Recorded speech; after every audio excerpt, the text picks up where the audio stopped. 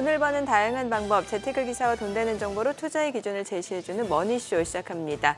나흘 만에 개장했던 간밤 뉴욕 증시 3대 지수 모두 2% 넘게 떨어졌습니다. 트럼프 대통령이 제롬 파월 연준 의장을 향해서 금리 인하 압박이 계속되면서 투자자들 우려가 굉장히 커지고 있죠. 네, 그렇습니다. 월가 시황에서는 지금 말씀하신 네. 트럼프 대통령의 파월에 대한 압박, 이걸 갖다가 주요 요인으로 삼습니다만 그보다는 시장이 전반적으로 좀 약합니다. 투자자들의 이제 불안감, 또 이제 연준에 대한 독립성이 또 훼손될 것이라는 우려, 뭐 이런 것들이 작용했습니다만 필수 소비재를 제외한 대부분의 업종이 약세를 보였습니다. 특히 대형 기술주들의 낙폭이 컸는데요. 엔비디아는 4% 넘게 하락하면서 $100 아래로 내려 앉았고, 또 1분기 실적 발표를 앞둔 테슬라 5% 넘게 급락했습니다.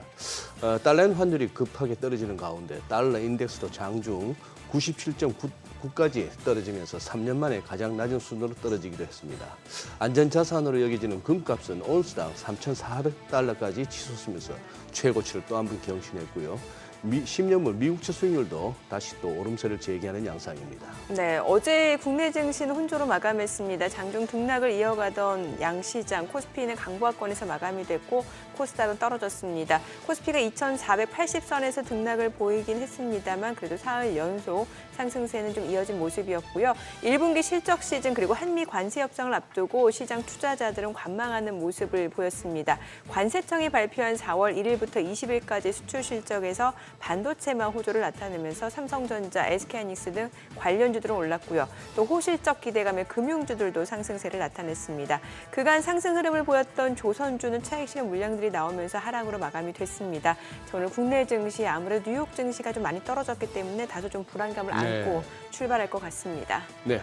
오늘 하원에서는 한미 통상협상과 1분기 실적 시즌 개막을 앞두고 눈치 보기 장세를 이어가는 국내 증시, 개장 후 상황과 함께 대응 전략까지 확인해 보겠습니다. 네, 지금 보시고 계신 머니쇼는 SBS 비즈앱과 유튜브에서 실시간 시청이 가능합니다. 더 많은 국내 주식 정보 받아보실 분들은 카카오톡 채널 머니랩 추가하시기 바랍니다.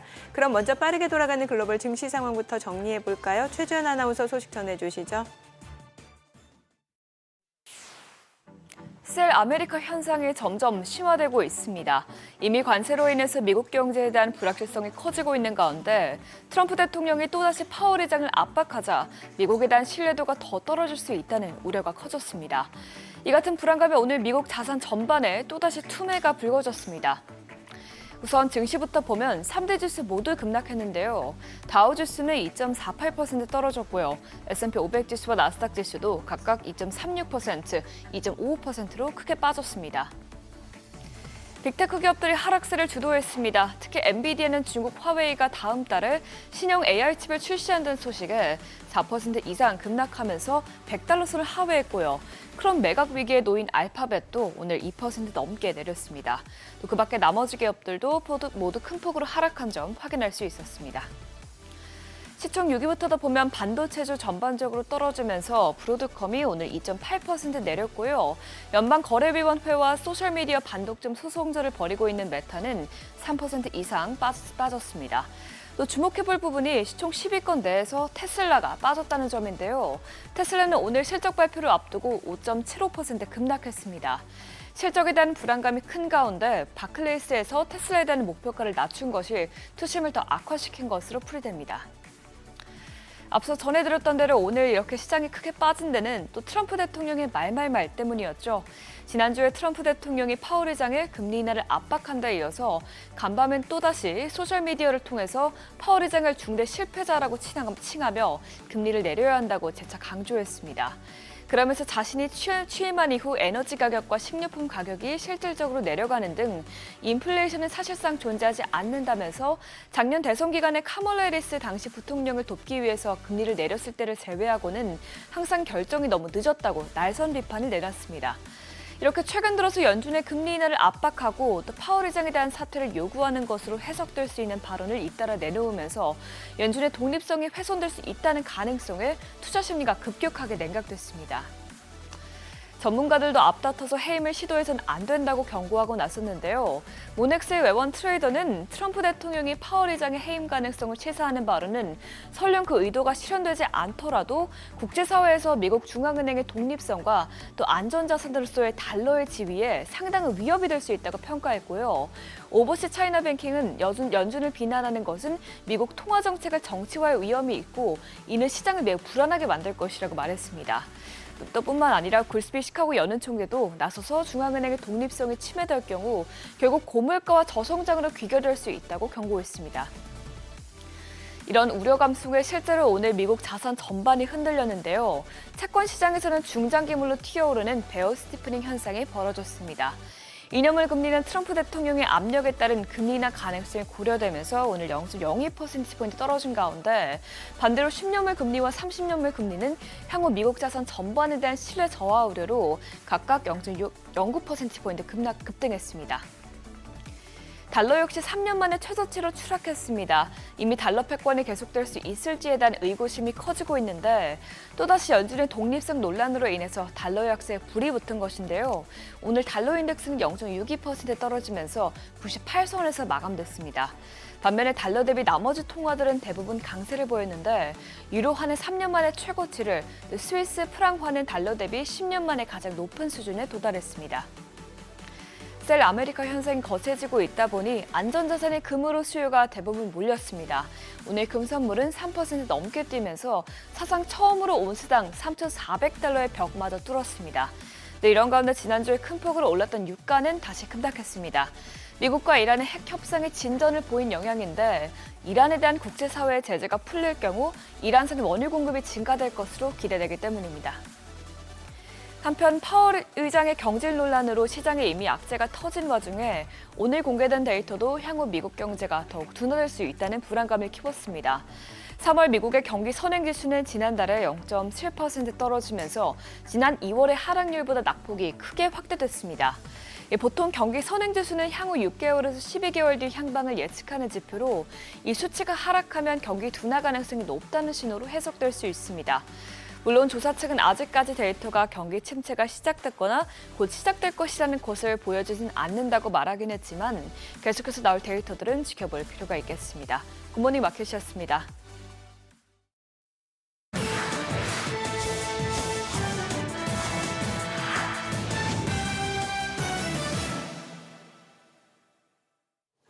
외신이 주목한 주요 이슈들 짚어보겠습니다. 먼저 파이낸셜 타임즈입니다.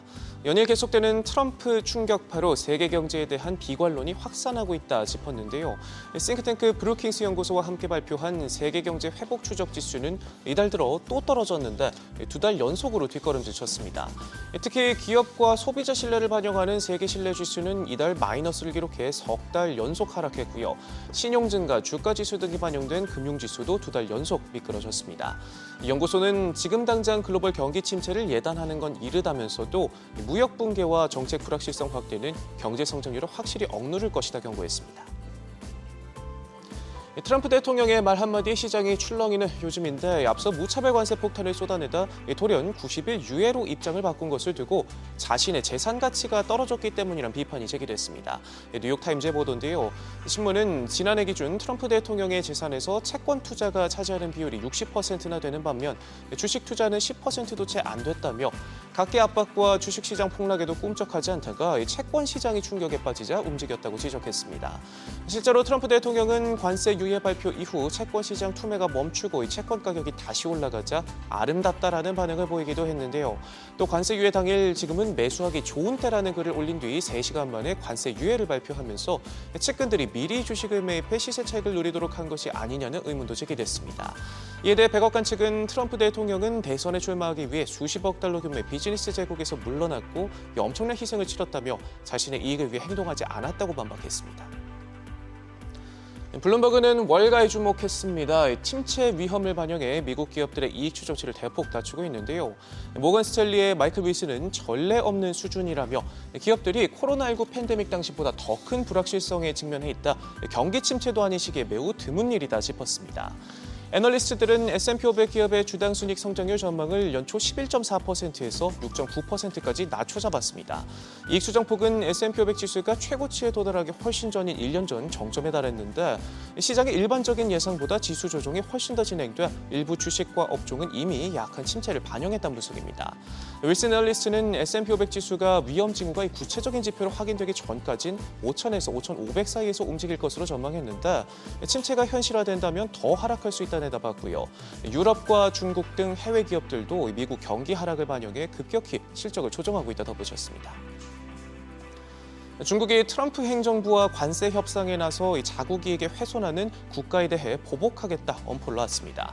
상무부 대변인은 중국은 어떤 국가든 중국의 이익을 희생하는 방식으로 거래하는 것에 단호히 반대한다며 절대 받아들이지 않을 것이고 상응하는 반격 조치를 취할 것이다 밝혔습니다. 앞서 트럼프 행정부가 70여 개국과의 관세 협상 테이블에서 대중 견제에 동참할 것을 요구하고 있다는 보도가 나온 가운데 이런 압박에 동참하는 일이 없도록 견제하려는 의도로 풀이됩니다. 기업 소식도 살펴보죠. 로이터 통신은 화웨이가 엔비디아의 중국용 AI 칩 수출 중단에 맞춰 빠르면 다음 달부터 자국 고객에게 첨단 칩을 대량 출하할 계획이라고 전했습니다. 일부 선적은 이미 이루어졌다 덧붙였고요. 해당 칩은 엔비디아의 H100과 유사한 성능을 갖춘 것으로 알려졌습니다. 최근 트럼프 행정부가 중국과의 무역 전쟁에서 반도체 카드까지 꺼내들어 저사양 칩 수출을 막았는데 엔비디아가 빠진 자리를 화웨이가 정주준하고 나선 모습인데요. 반도체 분석업체 세미 애널리시스는 화웨이가 기술 면에서는 한 세대 뒤처져 있지만 칩을 활용한 하드웨어 부분에서 상당히 주목받고 있다 평가하기도 했습니다.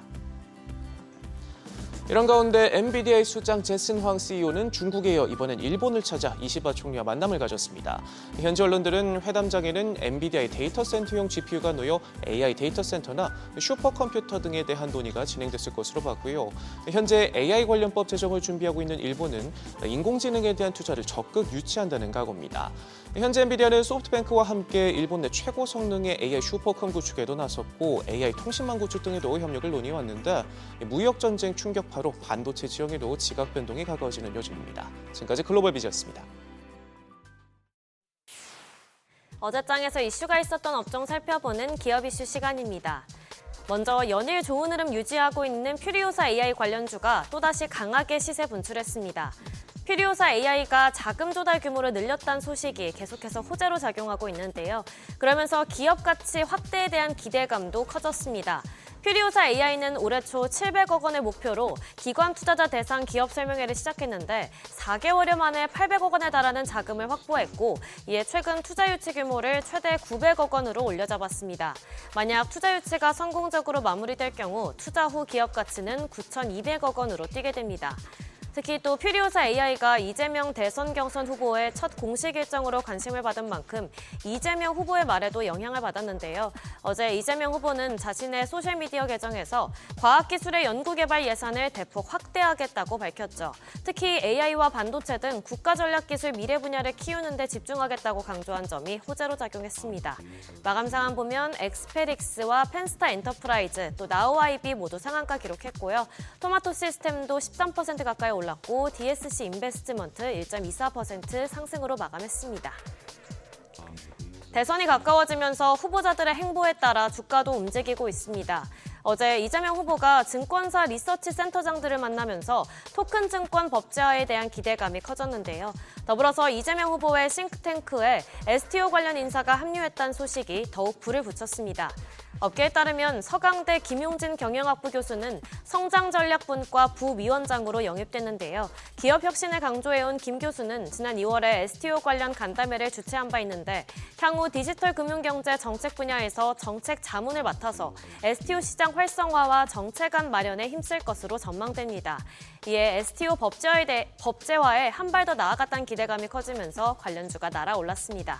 마감 상황 보면 IT아이즈가 상한가 기록했고요. 유라클도 13.35% 올랐고 IT센 7.59%, 뱅크웨어 글로벌 4.38%, 유진투자증권도 4% 가까이 강세 보였습니다. 또한 대선을 앞두고 정치권에서 충청 표심을 겨냥하기 위해 세종시대가 열릴 가능성이 커지면서 관련주가 상승했습니다. 먼저 더불어민주당은 이재명 후보를 필두로 모두 세종시를 행정수도로 이전하겠다는 공약을 내놨는데요. 지난 18일 토론회에서 이재명 후보는 세종을 행정수도로, 대전을 과학수도로 육성하고 임기 내 국회 세종의사당과 대통령 세종집무실을 짓겠다는 추가 구상도 제시했습니다. 김경수 후보와 김동연 후보 또한 임기 시작과 동시에 세종에서 집무하겠다고 밝혔는데요. 국민의힘 역시 국회의 세종 완전 이전과 관련해 강한 의지를 드러냈죠. 이처럼 행정수도 이전과 관련된 발언이 잇따르면서 세종 및 충청권에 기반을 둔 계룡건설을 비롯한 지역 건설주에 대한 기대감이 주가에 반영됐습니다. 관련주 살펴보면 성신양회, 계룡건설 모두 상한가 기록했고요. 또 대주산업도 29% 가까이 올랐고 신신제약 25.67%, 영보화학도 16% 넘게 상승으로 마감했습니다. 마지막으로 반도체주도 급등했는데요. 트럼프 대통령의 관세 위협에도 우리나라 반도체주 주가 반등에 대한 투자자들의 기대가 큰 것으로 나타났습니다. 반도체에 관한 품목별 관세가 아직 부과되지 않은 가운데 업계에 따르면 AI 패권을 두고 경쟁하는 점을 고려했을 때 반도체 관세 부과가 단기간에 현실화하지 않을 수 있다는 전망이 나왔는데요. 또한 이미 예상할 수 있는 리스크는 주가에 선반영됐다는 시각도 투자자들의 기대를 자극하고 있습니다. 더불어서 개별 기업 호재도 주가를 끌어올렸는데 반도체 부품 회사 마이크로2 나노가 SK하이닉스의 고대 역폭 메모리용 프로브카드 품질 테스트를 통과했다는 소식이 전해지면서 매수세가 몰렸습니다. 마감 상황 보면 호재 있었던 마이크로2 나노 상한가 기록했고요. 타이거일렉 9.5%, 동진세미캠 6.14%, LK캠도 5% 가까이 올랐고 한솔아이원스도 4% 넘게 상승으로 마감했습니다. 지금까지 어제장 이슈 전해드렸습니다.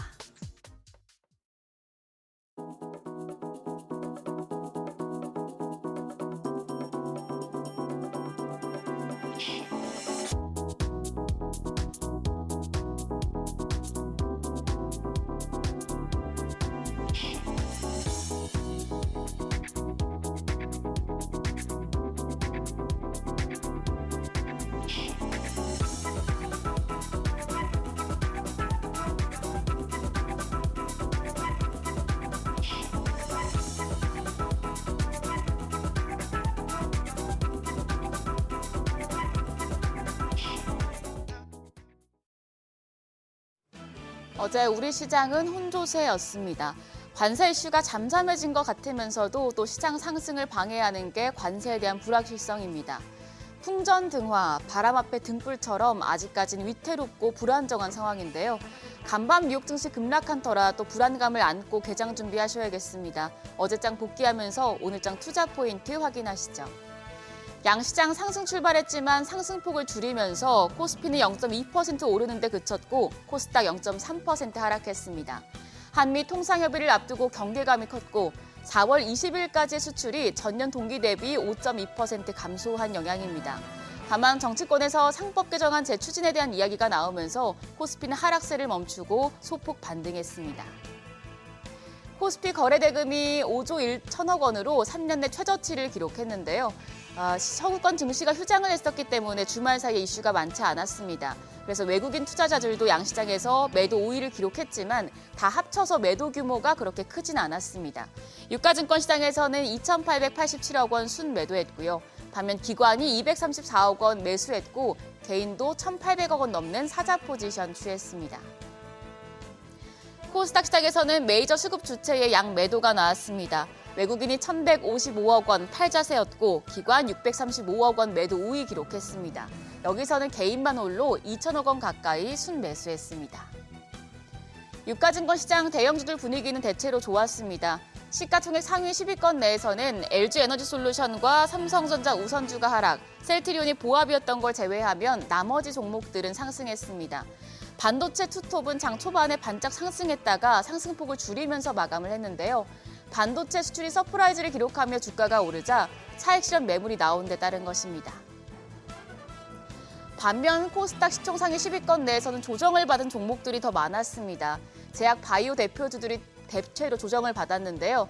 브릿지 바이오테라피틱스가 반환받은 신약 기술의 임상에 실패해서 5거래일 연속 하한가를 기록했고 또 올릭스와 유한양행, 큐라클 등이 글로벌 제약사의 기술 이전한 파이프라인을 반환받자 투심이 위축된 영향입니다.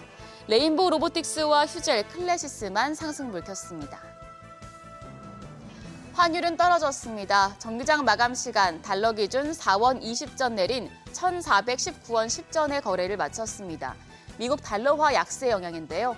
트럼프 미국 대통령이 제롬 파월 연방준비제도 의장을 상대로 금리 인하 압박을 이어갔지만 이제 야간 거래에서 추가적인 달러 약세, 원화 강세가 나타나진 않았습니다. 오늘 새벽 역외 환율 1,422원 60전인데요. 외환 시장 1,420원대에서 출발할 가능성이 높겠습니다. 관세 리스크 앞에 시장이 주춤하는 분위기입니다. 이번 달 유가증권 시장 하루 평균 거래 대금이 7조 9천억 원 수준으로 지난달 대비해서 26%나 감소했습니다. 극심한 변동성의 시장 자금은 피난처로 쏠리고 있는데요. 주식시장에서 관세 피난처로는 내수, 필수 소비재가 꼽히고 있습니다. 관세 부과로 수출이 위축되더라도 내수에서 안정적인 이익을 창출할 수 있는 쪽에 관심이 모이는 건데요. 그래서 이번 달에 신세계와 삼양식품 등이 두 자릿수의 수익률을 기록했고 업종으로도 유틸리티와 필수 소비재 쪽이 강했죠. 증권가에서는 특히 유통주를 주목하고 있습니다. 삼성증권은 면세업과 대형마트 업텐의 구조조정 가능성이 있고 앞으로 소비 진작을 위한 정책이 나올 수 있다면서 유통주에 대해서 단기 트레이딩 기회 요인이 존재한다고 분석했습니다. 이마트와 BGF 리테일, 신세계, GS 리테일에 대해서 매수 의견 제시했고요. 더불어서 LS증권은 롯데쇼핑에 대해서 목표 주가를 상향했고 한국투자증권도 비중 확대 의견을 유지했습니다. 롯데쇼핑 관세에서 상대적으로 자유로운 업종이고 또 홈플러스의 재정 어려움과 낮은 기저에 따른 내수 소비 회복성이 있다는 점을 긍정적으로 봤는데요. 내수주, 유통주에 대한 증권가의 뷰까지도 참고해 보시죠. 오늘 일정입니다. 오늘은 한국의 3월 PPI가 발표되고 세계의약품 총회가 개최됩니다. 온코크로스가 국내 기업 중에 유일하게 발표 기업으로 선정돼서 참가합니다. 한편 현지 시간 22일 테슬라가 1분기 실적을 발표하는데 간밤 주가가 급락한 바 있어 확인해 두셔야겠습니다. 어제 시간외 거래에서는 저출산 관련주가 강했습니다. 주형환 저출산고령사회위원회 부위원장이 저출생과 인구 유출 문제를 겪고 있는 지방들이 경쟁력을 확보할 수 있는 방안을 제5차 저출산 고령사회 기본계획으로 포함하도록 검토하겠다고 밝힌 영향입니다. 오늘장에서도 관련주들 움직임 보여줄 수 있을지 지켜보시죠. 그럼 넥스트레이드 프리마켓 상황 보시죠. 간밤 뉴욕 증시 트럼프 대통령의 파월 흔들기에 속절없이 떨어졌는데요. 국내 증시에서도 뉴욕 증시 하락을 좀 받아들이는 분위기입니다. 지금 유가증권 시장 시총상위 5위권 종목 모두 약세 보여주고 있습니다. 삼성전자가 1% 내림세로 거래가 54,800원, SK하이닉스가 1.59% 약세로 173,800원에 거래됩니다. LG에너지솔루션이 0.75% 하락하며 33만 원, 삼성 바이오로직스도 0.75% 약세, 현대차도 1%가량 떨어집니다. 거래가 18만 5,600원으로 집계되고 있습니다. 코스닥 시총 상위 5위권 종목 역시도 일제히 지금 하락 보여주고 있습니다. 알테오젠이 1.29% 하락하며 38만 1,500원, 에코프로빔이 1% 넘게 내립니다. 93,800원에 거래되고 있습니다. HLB도 1.3% 내림세로 52,800원, 에코프로도 조정받고 있습니다. 1.16% 약세로 거래가 46,850원이고요. 레인보우 로보틱스도 낙폭 기록합니다. 0.71% 하락하며 거래가 28만 1,500원으로 집계되고 있습니다. 여기까지 프리마켓 점검했습니다. 오늘도 시장은 여러 악재, 불확실성을 안고 출발하겠습니다. 최근에 정치 테마주로 수급이 몰리고 있는데 변동성이 크므로 투자에 유의하시고요. 실적과 외국인 수급 확인하시면서 대응하시길 바랍니다. 지금까지 어제장 오늘장이었습니다.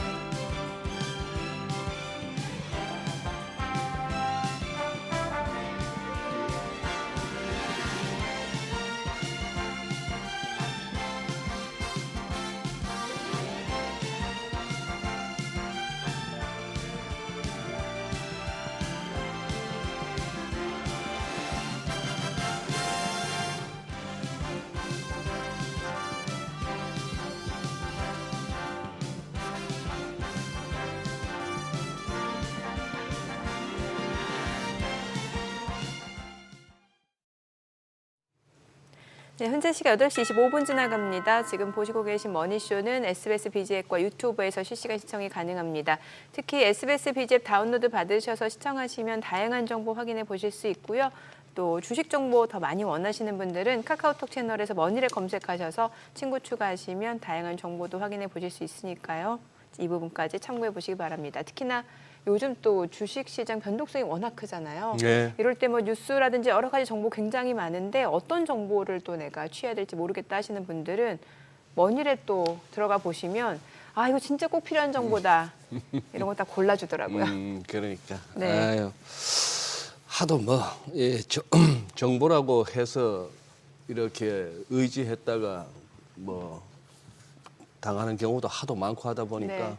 우리가 이거 매번 머니랩 권하면서도 혹시나 또 그런 상황이 생길까 뭐 네. 걱정도 되긴 합니다만 네네. 한번 이렇게 참고하시면 좋을 것 같고 예.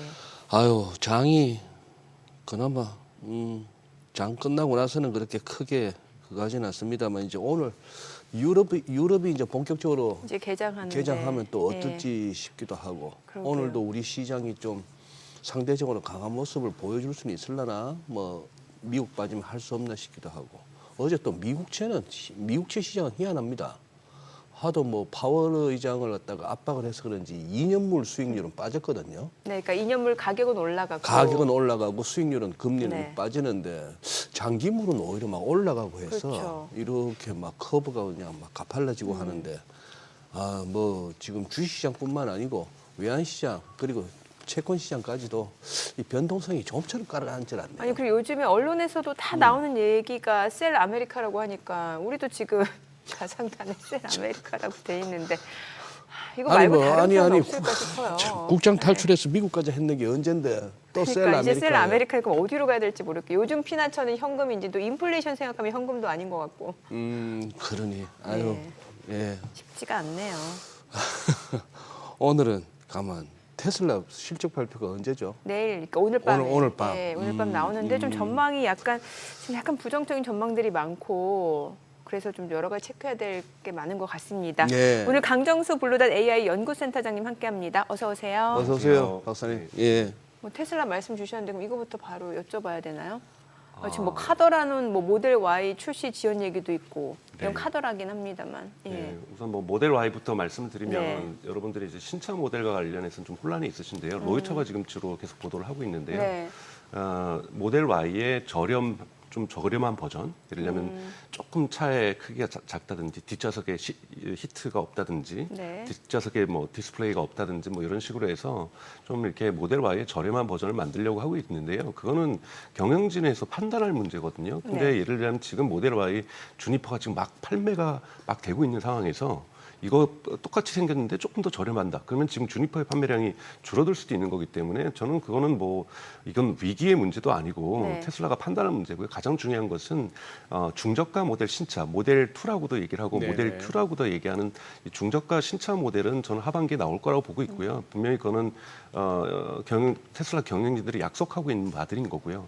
이것이 만약에 연기된다. 이건 좀 시장에 큰 문제를 일으킬 수 있고 테슬라의 네. 주가에 안 좋을 수가 있습니다. 근데 여러분 구별하셔야 될 것은 어닝콜에서는 네. 신차 얘기는 하지 않습니다. 예, 예. 한 번도. 그렇기 때문에 오늘 밤에 있을 미국 시장으로 오늘 밤에 있을 이 어닝콜에서는 신차는 기대하실 필요는 없으실 것 같고요. 실적 가이던스. 실적을 봐야 되죠. 네. 그러니까 실적을 보게 될 경우에는 저는 예를 들면 뭐 영업이익률 같은 경우 우리가 에비스로 볼 경우에는 2019년 이후에 가장 최악의 상황이 나올 거라고 저는 보고 있고요. 그리고 자동차 부분의 매출 영업이익률도 즉 자동차 판매 액수와 그다음에 자동차 생산 비용을 뺀 판매 수익률을 보더라도 아마 2022년 2분기 이후에 저가 될 거라고 저는 생각이 들어서 거의 어닝 쇼크로 나올 거라고 좀 보고 있는데요. 이제 문제는 워낙 4월 2일 날 발표됐던 판매 대수가 네. 저조했기 때문에 많은 사람들이 투자자들이나 기관 투자자들이 오늘 발표할 것은 대단히 안 좋을 거라고 기대하고 있지만 맞아요. 그래도 실제 또 안 좋은 수치를 보게 되면 아, 더 저는 주가가 지금 어제도 많이 빠졌는데요. 네. 어제도 뭐 지금 220달러대로 좀 많이 빠져 있는데 좀 훨씬 더 많이 폭락할 가능성이 내일 있다. 기대치를 낮췄어도. 낮췄어도 워낙 예를 들자면 그런 거죠. 그냥 나빴다가 아니라 네. 예를 들면은 뭐 영업이익률 같은 경우 심지어는 상장은 이래로 가장 안 좋을 수도 있거든요. 뭐 예를 들면 여러 요소가 있습니다. 예를 들자면 지금 일론 머스크 트럼프 대통령이 당선되는 행정명령 중에서 미국 자동차 업계끼리 지금 탄소 배출권 판매하는 것을 네. 폐지하겠다 이런 얘기를 했거든요. 근데 그 폐지 시점이 언제인지는 정확하게 나와 있질 않아요. 이걸 조정하고 있을 텐데 만약에 실제 그것이 폐지가 돼서 보통 유럽에서는 우리 CO2 판매권을 테슬라가 많이 받습니다. 돈을. 이것도 한 4억 달러가 되거든요, 분기마다. 근데 만약에 미국에서 그걸 못 받게 된다면 이 부분도 날아가게 되는 거고요. 이렇게 되면은 대단히 전체 자동차 생산 판매가 적게 됐기 때문에 매출도 적은데요. 비용은 또 올라갔어요. 왜냐하면 옵티머스 생산 준비하고 있죠. 그리고 지금 6월 달에 있을 오스틴에서의 FSD를 준비하고 있죠. 그리고 신차 모델 분명하게 준비를 하고 있으면은 뭐 신규 투자가 분명히 많이 들어가고 있으면은 비용이 많이 상승했을 거라는 거죠. 이렇게 되면은 사실상 영업이익률이 저는 마이너스로도 갈 수 있다. 만약에 마이너스로 가게 될 경우는 시장은 대단히 놀라게 될 거고요. 지금까지 한번 모델 Y가 생산된 이후로부터는 마이너스로 간 적이 없는데 네. 물론 테슬라가 대단히 큰 현금 보유고를 가지고 있기 때문에 여기에 크게 흔들리지는 않을 수 있지만 테슬라 자체는 주식시장에서는 되게 놀라게 반응할 거라고 저는 생각이 들어서 우선은 저는 이 애프터 마켓이겠죠. 아무래도 끝나고 나서 어닝콜을 하니까요. 주식시장이 끝난 다음에 저는 많은 사후 시장에서 애프터 마켓에서 내려가지 않을까 저는 생각하고 있습니다. 그러나 좋은 소식도 있죠. 그러나 저는 2분기는 매우 좋을 거라고 보고 있습니다. 2분기 실적. 우리 앞으로. 네네네. 2분기 실적에서 저는 테슬라가 만약에 경영진의 어떤 태도들 지난번에도 4분기 실적 발표 전에 즉 4분기의 딜리버리 즉 1월 2일 날 2024년 4분기에 인도량을 발표한 이후로 바로 모델 Y의 신차를 발표하면서 예약이 들어갔었거든요. 네. 저는 이 정도 수준이라면은 한 4월 말이나 5월 초에는 신차 모델을 공개할 수 있다고 저는 생각이 들어요. 신차의 모델이 이제 공개되면서 이것을 1년 8월부터 판매에 들어가겠다. 중저가 차량이겠죠. 이런 걸 발표할 수가 있을 거고요. 그다음에 6월 달에 있을 가장 중요한 건 테슬라의 모든 주가의 운명은 6월 달에 있을 텍사스에서 있을 오스틴에서 있을 FSD 비감독 네. 버전의 테스트 결과라고 보고 있습니다. 자율주행에. 예, 자율주행 여기에는 정말 모든 전 세계 언론들이 다 올 거거든요. 그러게요. 언론이 와서 취재를 할 거고 만약 작은 사고들이 만약에 발생들이 계속 이어지게 된다면요, 이거는 주가는 다시 한 번 더 폭락할 수가 있지만 네. 만약 여기서 성공적으로 주행해서 인간보다 안전한 모습을 보여준다면 이것이 어떤 효과도 있냐면은 FSD가 매출을 가져올 거에 대한 기대 심리에서 주가도 올라가겠지만 가장 중요한 건 차량 판매가 날개를 받을 수가 있습니다. 왜냐하면 여러분 우리 소비자 입장에서도 이제는 인간보다 안전한 FSD를 이 차에서는 즐길 수 있다라고 판단하게 되면은 그 차량에 대한 판매가 올라갈 수가 있는 거거든요. 그래서 테슬라 매출에도 네. 저는 차량 매출에도 대단히 긍정적인 효과를 가지고 수가 있고요. 신차 모델 판매가 있을 수 있고 그 다음에 FSD의 어떠한 라이센스 업체들, 예를 들면 포드라든지 이런 데서 라이센스 협상이 들어올 수 있다. 이런 소식들이 이어지면서 테슬라 주가들은 2분기나 3분기엔 좋아질 수가 있습니다. 물론 여기에 모든 전제 조건은 트럼프 대통령과 파월 의장이 정말 저렇게까지 싸우고 심지어는 그 얘기까지 나오겠잖아요. 그림자 의장을 세우겠다. 만약에 해임을 못할 경우에 미리 내가 내년도 5월까지가 임기니까 지금부터 임기를 준비할 의장을 나는 이 사람이라고 생각한다든지 이런 식으로 싸우게 되고 또 5월 7일 날 있을 연준 회의까지 그 결과가 대단히 중요할 거라고 좀 보고 있는데 그 이후에 계속해서 이러한 갈등들이 지속된다라면 이거는 아무리 테슬라가 좋은 상황이 와도 대단히 어려운 주가에는 이건 모든 미국 주식에는 안 좋은 영향이기 때문에 이건 테슬라 혼자서 극복할 수 있는 문제는 저는 아니라고 좀 생각이 들고요. 다만 2분기, 3분기에서 가장 크게 정책으로 풀어야 될 것은 일론 머스크가 트럼프하고 대통령과 풀어야 될 것은 LFP 배터리의 중국산 LFP 배터리의 수입 관세를 예외 조항으로 만드는 것이 대단히 중요합니다. 지금 현재 중국산 LFP 배터리에 지금 마찬가지로 지금 145%의 관세가 붙게 되면 지금 미국에서 생산되는 흔히 말하는 ESS 사업, 메가팩이라고 하죠. 이 가격이 125%가 증가되는 거잖아요, 비용이요. 그러니까요. 그렇게 되면은 여기에서 지금 수익률이 한 24%가 나오고 있는데요. 안 만드는 게 좋습니다. 그러니까 그 정도의 지금 치명적인, 왜냐하면은 ESS는 여러분 100% LFP로 갑니다. 여긴 3원계 배터리가 들어갈 수가 없거든요. 네네. 그렇기 때문에 대체할 수도 없어요. 예. 그러면 미국에서 지금 테슬라가 생산하는 것도 3원계 배터리란 말이죠. 그럼 LFP 배터리를 이 ESS는 써야 되는데 도저히 중국을 대체할 수가 없는 거거든요. 그래서 UBS에서 그 이후로 이제 목표 주가를 하향 조정했었던 맞습니다. 거잖아요. 네, 그래서 예. 이 부분에서 관세 예외 조항이 들어갈 수가 있거든요. 예를 들면 애플이라든지 스마트폰이라든지 우리가 뭐 이런 컴퓨터에서 예외 조항 들어가듯이 저는 LFP를 예외 조항으로 만드는 건 대단히 중요하다. 그렇기 때문에 이것의 여부에 따라서도 테슬라의 주가는 영향을 받을 수 있습니다. 다만 이제 상하이 공장이 가동이 되고 있기 때문에 네. ESS의 가장 큰 수요는 지금 중국에서 발생하고 있거든요. 그래서 중국이나 호주나 유럽에서 많이 발생하고 있기 때문에 아마 이렇게 되면 만약에 테슬라 경영진은 미국을 셧다운 시킬 수 있어요. 미국에서 ESS 쪽을. 예, ESS 부분을 셧다운 시키고 중국이 지금 미국의 생산량이 2배 정도의 공장량이거든요. 네네. 이러면서 중국 중심으로 ESS 사업을 끌고 갈 가능성이 있다. 이 부분이 좀 가장 하반기에 있어서는 큰 테슬라에게는 이슈가 될 가능성이 있습니다. 하지만 만약에 이 LFP 배터리의 수입 관세가 예외 조항으로 설정이 된다라면 테슬라 주가에는 큰 호재가 전 될 거라고 보고 있습니다. 그래서 여러분 이번 1분기는 어차피 모델 Y가 생산되지 않음으로써 네. 주니퍼 모델의 1, 2월 생산을 중단함으로써 예고된 판매 대수의 어떠한 하락 그리고 예고된 1분기 어닝콜에서의 실적이 아주 안 좋은 상황들 이 부분들은 좀 감내하셔야 될 것 같고요. 그 이후에 2분기, 3분기에서 어떠한 조건들로 테슬라 경영진들이 만들어 나가는가 이 부분이 중요할 것 같고 그렇기 때문에 요즘 빨리 테슬라 일론 머스크가 도저히 임기를 끝내고 테슬라로 복귀해야 된다. 근데 복귀 맞아요. 시점도 어차피 여름을 전후해서는 있을 수밖에 없거든요. 네. 왜냐하면 150일만 일할 수가 있기 때문에 그렇기 때문에 그 시점부터 테슬라의 반등 시점이 오지 않을까 저는 그렇게 예측을 하고 있습니다. 어찌 보면 지나고 보면은 지금 시점이 또 가장 매수 적기일 수도 있겠네요. 저는 뭐 이거를 공개적으로 말씀드렸지만 저 네. 개인적으로는 그렇게 생각하고 아. 있습니다. 저 개인을 네. 향해서 제가 이야기를 한다라면 정수야 이 얘기 들어라고 하면서 제가 얘기하면은 그렇게 생각하고 있습니다. 네. 지금 이제 말씀하신 이제 뭐 텍사스에서 6월 달이라고 하셨나요? 그 네, 로보 맞습니다. 택시. 네.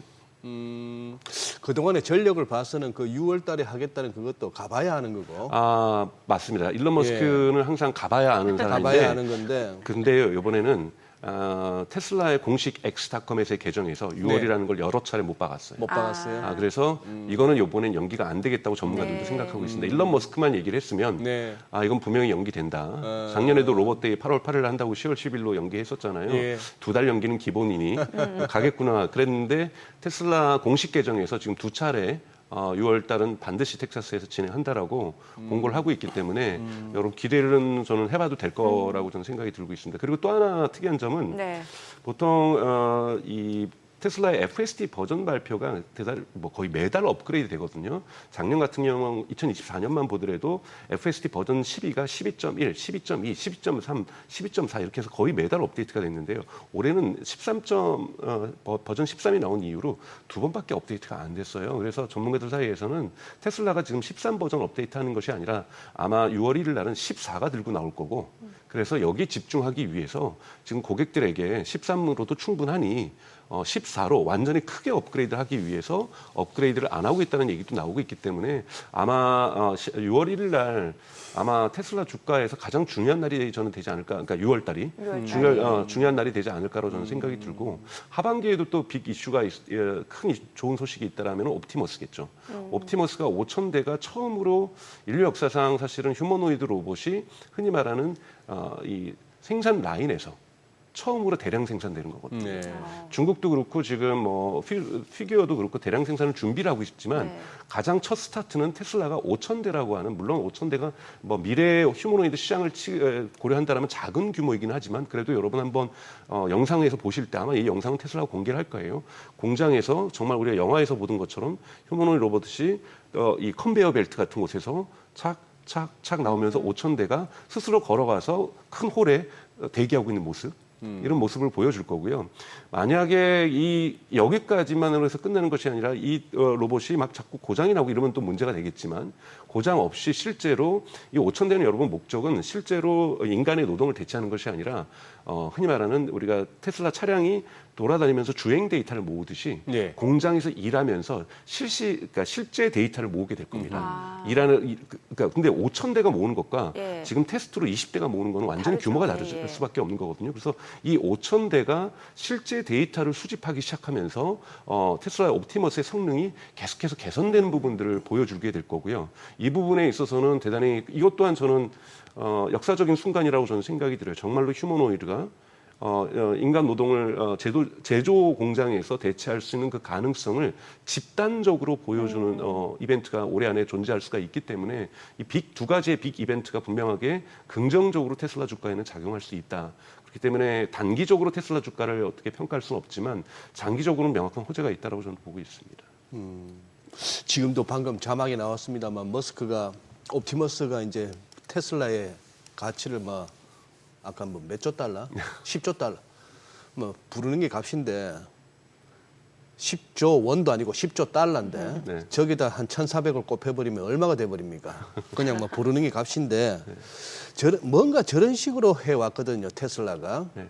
우리가 전통적인 포드나 GM 이런 자동차 회사하고는 다르게 저런 어떤 그 스토리텔링과 꿈, 네. 비전 이런 걸로 이제 주가가 차원이 다른 주가를 보여왔었고 네. AI 얘기했고 네. 그다음에 자율주행 얘기했고 네. 옵티머스까지 얘기했고 네. 에너지 저장 장치 이런 등등으로 해왔습니다만 그걸 갖다가 이제 다른 회사들처럼 너희 연간 매출이 얼마고 얼마를 버는 대로는 설명할 수 없는 주가죠. 네, 그렇죠. 네. 그렇게 됐었고 그거는 지금 제가 봐서는 테슬라뿐만이 아니고 지금 메타도 난리 났습니다.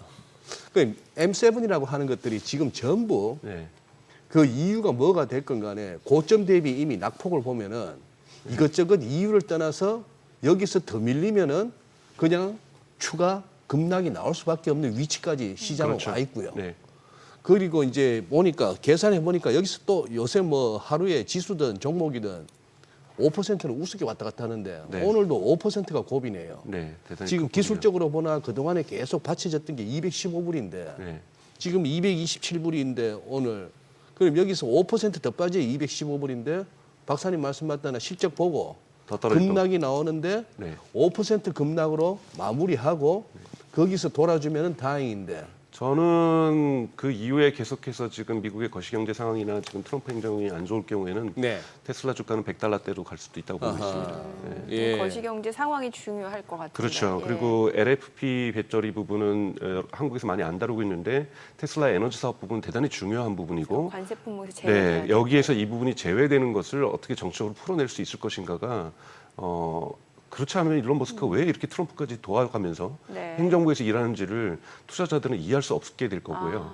그러면서 LFP 때문일 그러니까 LFP 정도도 해결도 못하고 텍사스 오스틴 같은 경우에는 자체 능력이 트럼프 대통령이 도와준 것도 아니고 네. 도대체 트럼프 행정부에 저렇게 열성을 다하면서 월급도 안 받으면서 저렇게 150일 동안 네. 밤잠도 안 자면서 거기서 일하고 있는 이유가 네. 무엇인지에 대해서 투자자들은 회의에 빠질 수밖에 없고 강력하게 공직에서 사퇴하고 기업으로 돌아올 것을 요구하게 될 겁니다.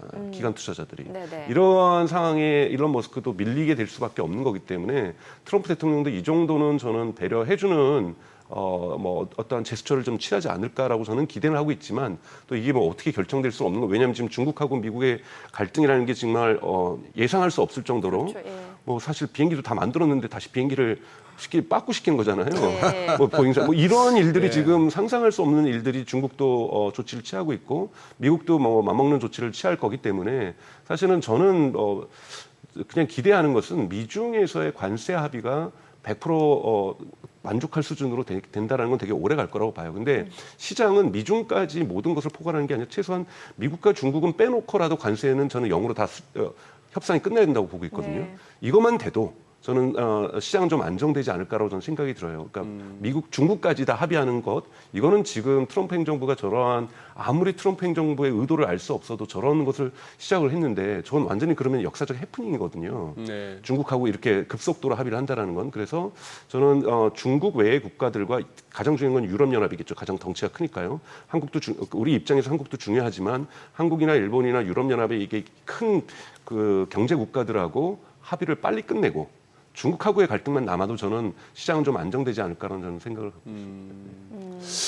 갖고 있습니다. 저는 개인적으로 이렇게 좀 미안하게 생각하는 두 사람이 지금 요즘 이렇게 뉴스의 중심에 있는 트럼프 대통령하고 일론 머스크입니다. 네. 저 개인적인 그건데 처음에는 트럼프라는 저 캐릭터를 완전 미친 사람으로 봤습니다. 처음에는 잘 모를 때. 네.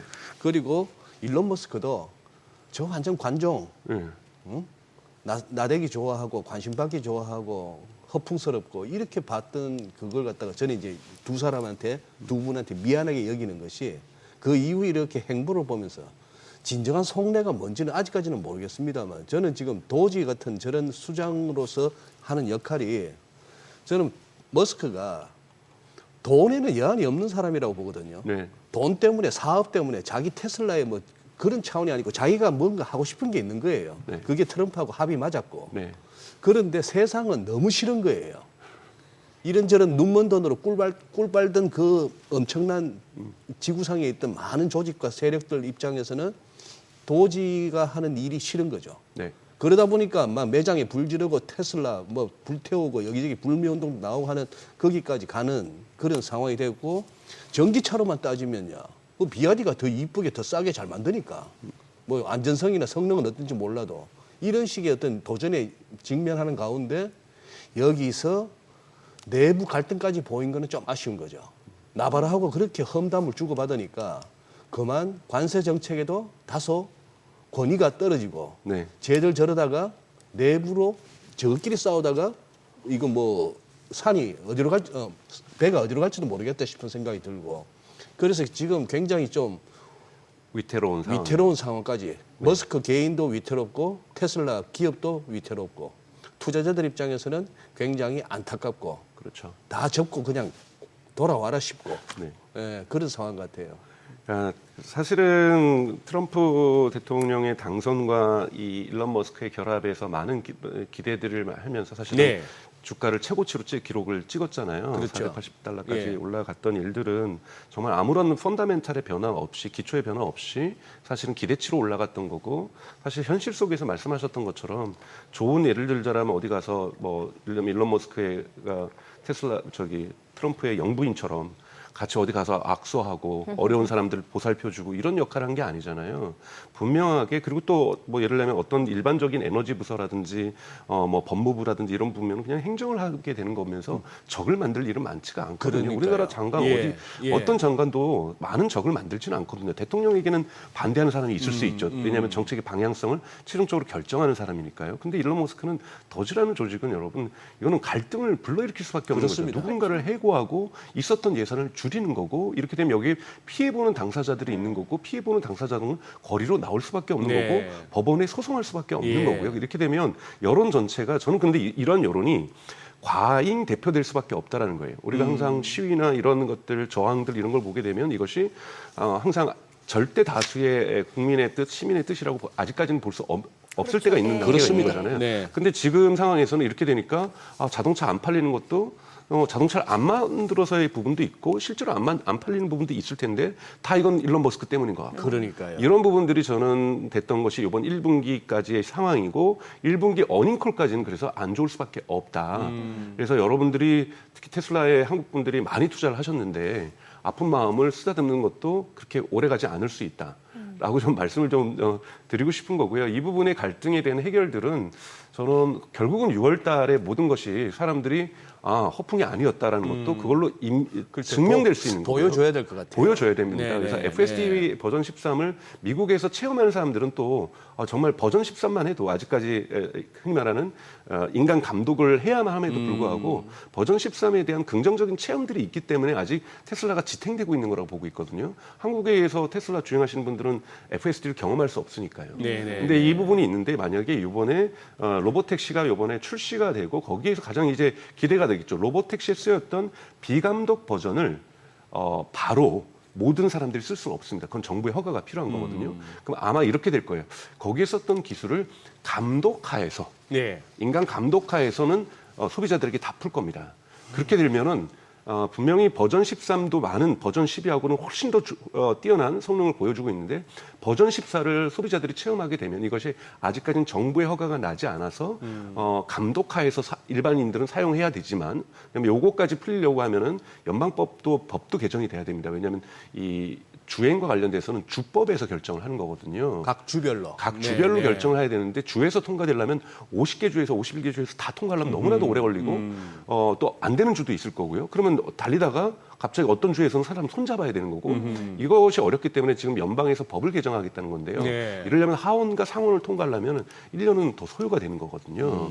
그래서 아마 요 부분까지서 기다리시려고 하면은 소비자들, 그러니까 로봇택시는 어차피 제한된 사업권을 갖기 때문에 로봇택시에서는 비감독하에서, 즉 인간이 운전석에 타지 않아도 자율주행이 되는 거지만 똑같은 기술을 테슬라의 가장 강점이 그거죠. 그러니까 이 구글의 웨이모하고 다른 점은 뭐냐면 구글은 하나하나 모든 차량을 특수 차량으로 만들어서 자율주행을 할 수 있다라면 테슬라는 그 기술을 소프트웨어 업데이트하는 것만으로 오늘 밤 제가 업데이트를 하면 스마트폰의 기능이 달라지고 노트북의 기능이 달라지는 것처럼 자동차를 굳이 정비소에 가져가지 않고도 예. 소프트웨어를 업데이트하면 갑자기 그 똑같은 기술이 로봇택시에 쓰였던 기술이 모든 테슬라를 소유한 그 차량에 적용이 되는 거기 때문에 여기서 느껴지는 체험 그리고 예. 어떤 투자자들도 이것을 느끼게 될 것이고 기관 투자자들도 느끼게 될 것이고 여기에서 올 수 있는 주가의 고공행진은 저는 피하기 어려울 정도로 그 힘이 세질 거라고 저는 생각이 듭니다. 네. 자, 지금 시각 8시 51분 지나갑니다. 오늘 양시장 이제 호가 상황 좀 체크해 보겠습니다. 먼저 코스피 예상 체결 지수부터 확인해 볼게요. 오늘 코스피가 0.78% 하락 출발 예상되고요. 지금 호가에서는 2,468포인트로 집계가 됩니다. 코스닥이 1.4% 역시 약세 출발 예상됩니다. 지금 예상 체결 지수는 705포인트로 나타나고 있고요. 시가총액 상위 종목 예상 체결가 보겠습니다. 삼성전자가 오늘 지금 0.7%가량 하락 출발 예상됩니다. 지금 호가는 54,900원으로 집계가 되고요. SK하이닉스 1.5% 하락 출발 예상됩니다. 예상 체결가 174,000원. LG에너지솔루션 0.6% 내림세 예상됩니다. 지금 호가는 335,500원이고요. 삼성바이오로직스 보합 출발 예상됩니다. 간밤 뉴욕 증시에서도 노보노디스크, 일라이릴리 등은 상승으로 마감이 됐기 때문에 오늘 국내 증시에서도 어느 정도 시장의 좀 방어 섹터 역할을 할 수 있는 쪽이 바이오가 아닐까 싶네요. 현대차도 0.9% 하락 출발 예상되고요. 지금 호가에서는 185,600원으로 집계가 됩니다. 기아입니다. 오늘 1.5% 약세 출발 예상되고 있고요. 지금 호가는 86,600원. 한화 에어로스페이스도 1% 하락 출발 예상됩니다. 예상 체결가 821,000원이고요. 삼성전자 우선주 보합 출발 예상됩니다. 셀트리온 0.9%, 0.8% 하락 출발 예상되고요. 호가는 156,100원. KB금융 지금 약보합 출발 예상되고 있습니다. 코스닥 시가총액 상위 종목 예상 체결가 보겠습니다. 알테오젠입니다. 어제 1.6% 하락 마감했는데 오늘 추가적으로 0.9% 지금 호가에서는 하락 출발 예상되고 있고요. 예상가는 383,000원. 에코프로비엠이 2% 약세 출발 예상됩니다. 지금 호가는 93,000원이고 HLB도 1.5% 내림세가 예상되고요. 예상 체결가 52,700원. 에코프로 2.8% 하락 출발 예상됩니다. 호가는 46,050원. 레인보 로보틱스가 1.5% 하락 출발 예상되고 있고요. 예상가는 279,000원으로 집계가 됩니다. 휴젤입니다. 1.5% 하락 출발 예상되고 있고요. 지금 호가는 346,500원. 클래시스 0.4% 오름세가 예상됩니다. 지금 호가는 63,700원으로 집계가 되네요. 펩트론 소폭 하락 출발 예상되고요. 반면에 리가캠바이오 파마리서치 같은 경우는 1% 약세가 예상됩니다. 자, 개장까지 6분여가량 남았는데요.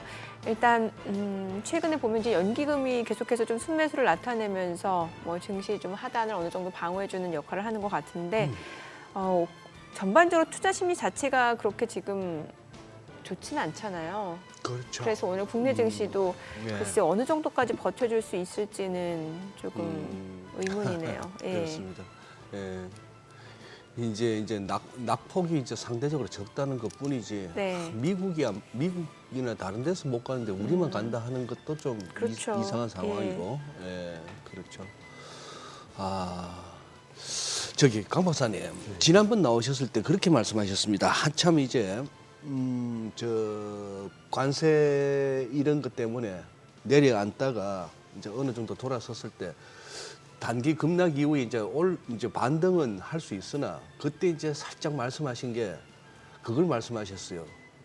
불트랩을 얘기하시면서 이거 조심해야 된다라고 하셨는데 그러고 나서 지금 불트랩이라고 할 만한 반등도 지금 못 나온 채 지금 또 끊기고 있거든요. 네. 아직도 이렇게 조금 더 어떤 기술적 반등 차원이라도 이렇게 조금 더 이렇게 갔다가 뭐 다시 생각할 여지는 없을까요? 제가 뭐 기술적 전문가는 전혀 아니기 때문에 다만 이제 일반적으로 네. 상식적으로 알려진 게 이제 불트랩이라고 해서 네. 하락하는 가운데에서 잠시 여러분 아시는 것처럼 잠깐 이 불막으로 전환됐던 꼭 흔히 말해서 바닥을 치고 올라온 것처럼 이런 보이는 이런 주가의 흐름을 우리가 불트랩이라고 하죠. 하지만 다시 하락하게 되는. 네.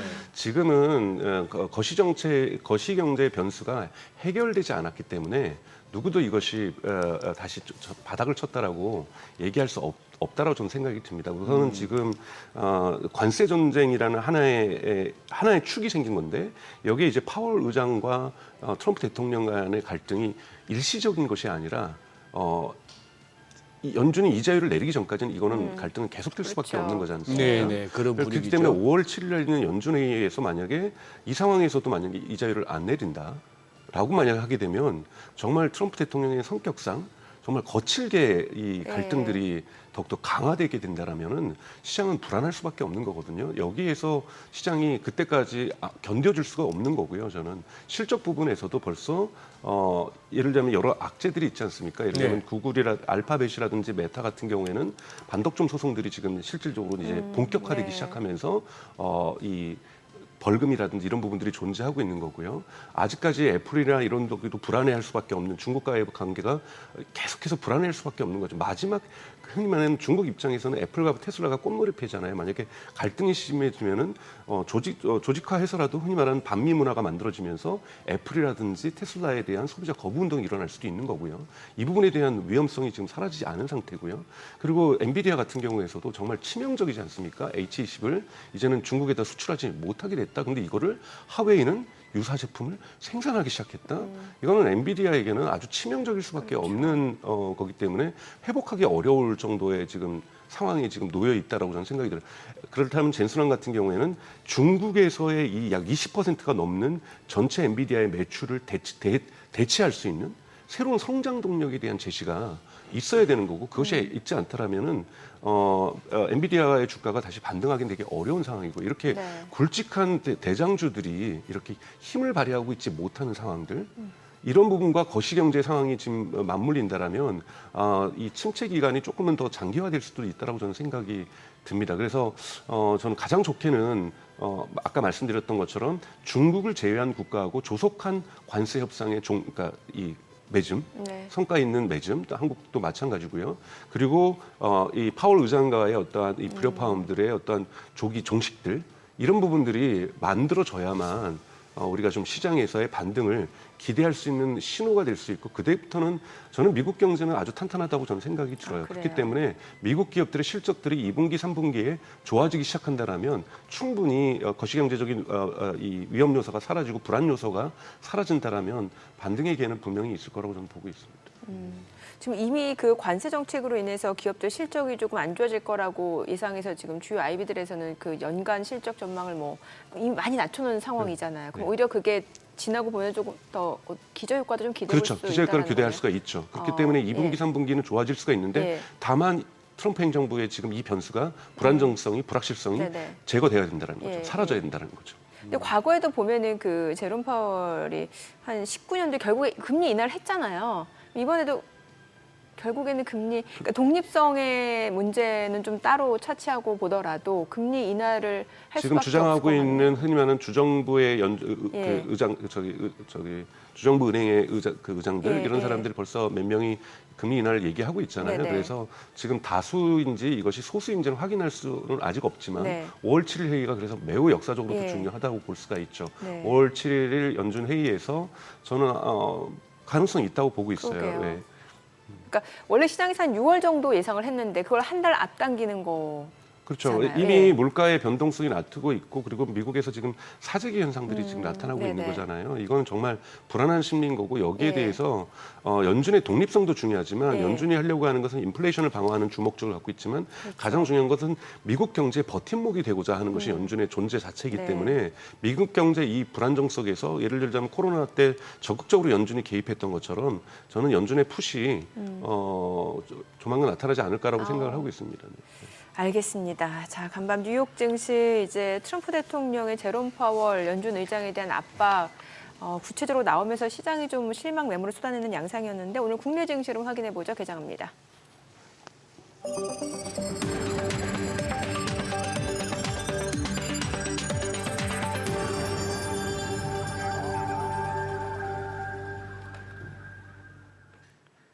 네, 4월 20일 화요일 국내 증시 개장했습니다. 간밤 뉴욕 증시 3대 지수 모두 2% 넘게 하락했습니다. 전반적으로 지금 셀 아메리카라는 말이 나올 정도로 달러 인덱스도 지금 98 아래까지 내려간 상황이죠. 97.9, 15개월 내 최저고 장기물 위주로 국채 가격도 하락했습니다. 그러니까 대표적인 안전자산으로 여겨지는 달러라든지 아니면 미국의 장기물 국채에 대해서 지금 매도세가 나오고 있다라는 거고요. 결과적으로 투자자들 심리가 미국 자산에 대해서 좀 신뢰도가 좀 많이 추락하고 있다라는 그런 분석들이 나올 수밖에 없는 상황인 것 같습니다. 이 가운데 오늘 국내 증시 일단은 좀 하락 출발 좀 나타내고 있습니다. 코스피가 0.4% 떨어지면서 2,478포인트, 코스닥도 0.6% 하락합니다. 711포인트입니다. 양시장 하락 출발이고요. 시가총액 상위 종목 시초가 보겠습니다. 삼성전자가 오늘 0.7% 떨어집니다. 55,000원이고요. SK하이닉스 0.8% 하락하면서 175만 5,100원. LG에너지솔루션은 0.3% 올라갑니다. 333만 3,500원. 삼성바이오로직스 약보합권으로 107만 1,000원이고요. 현대차가 0.5% 하락합니다. 18만 6,200원. 기아도 1% 떨어집니다. 8만 7,100원이고요. 한화 에어로스페이스는 좀 올라갑니다. 83만 2,000원. 삼성전자 우선주 소폭 하락이죠. 4만 5,500원. 셀트리온 약보합권이고 KB금융이 0.3% 하락합니다. 82,500원에 거래되고 있습니다. 코스닥 시가총액 상위 종목 시초가도 보겠습니다. 알테오젠 0.78% 떨어집니다. 38만 3,500원. 에코프로비엠 0.3% 하락 중이죠. 94,500원에 거래되고 있고요. HLB가 1.5% 하락합니다. 52,900원.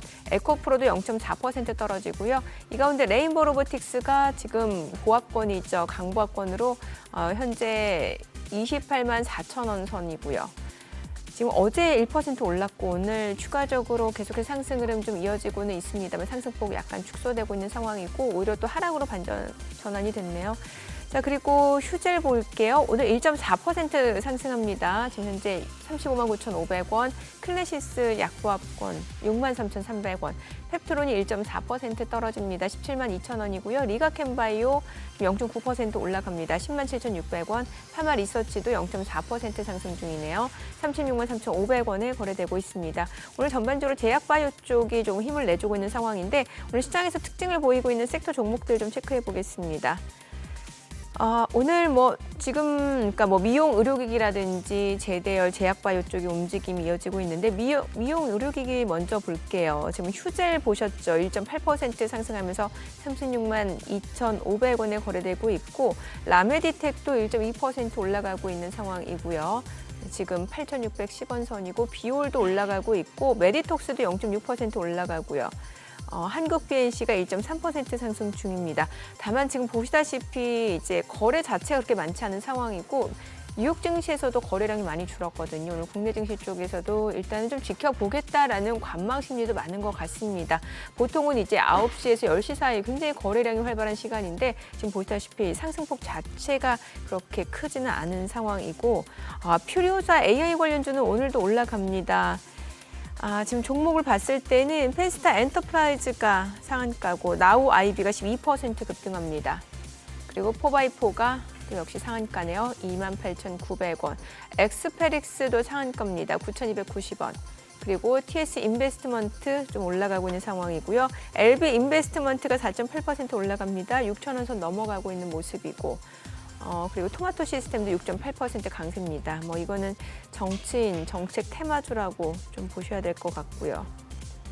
자, 그리고 오늘 또 해운주도 좀 올라갑니다. HMM이 1.7% 올라가고요. 페노션 그리고 STX 그린로지스, 흥하이온 올라갑니다만 상승폭 자체는 그렇게 크지는 않습니다. 전반적으로는 역시 좀 테마주 쪽이 매기가 좀 집중적으로 쏠리는 게 아닌가라는 생각이 드네요. 수급 상황 좀 체크해 보겠습니다. 오늘 유가증권 시장에서는 외국인과 기관 순매수 보여줍니다. 각각 260억 원, 363억 원 순매수고요. 개인은 622억 원 매도 우입니다. 코스닥에서는 외국인 기관 매수 우위 보여줍니다. 각각 254억 원, 36억 원 매수 우위, 개인은 230억 원 매도 우위고 외국인 선물에서 삽니다. 지금 1,100계약 넘게 순매수를 보여주고 있습니다. 환율 체크해 보겠습니다. 간밤 달러 인덱스가 지금 15개월 내 최저치를 기록한 상황에서 오늘 달러 원 환율은 올라갑니다. 2원 40전 상승한 1,421원 50전에 지금 개장이 됐네요. 아니 달러 원 환율은 올라가네요. 네, 달러 인덱스가 지금 15개월 내 최저인데 그렇죠. 이거 어떻게 봐야 되는 거예요? 예. NDF 시세도 한 18원대에서 예. 끝났는데 이게 또 이렇게 되네.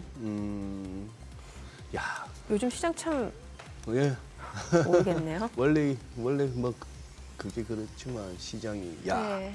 외국인이 사네. 예, 현선물 다 삽니다. 예.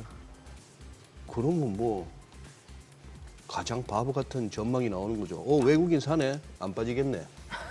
뭐 대한민국 증시 뭐 있습니까? 뭐 대한민국 주식시장이지만 우리가 뭐 주권이 있나요?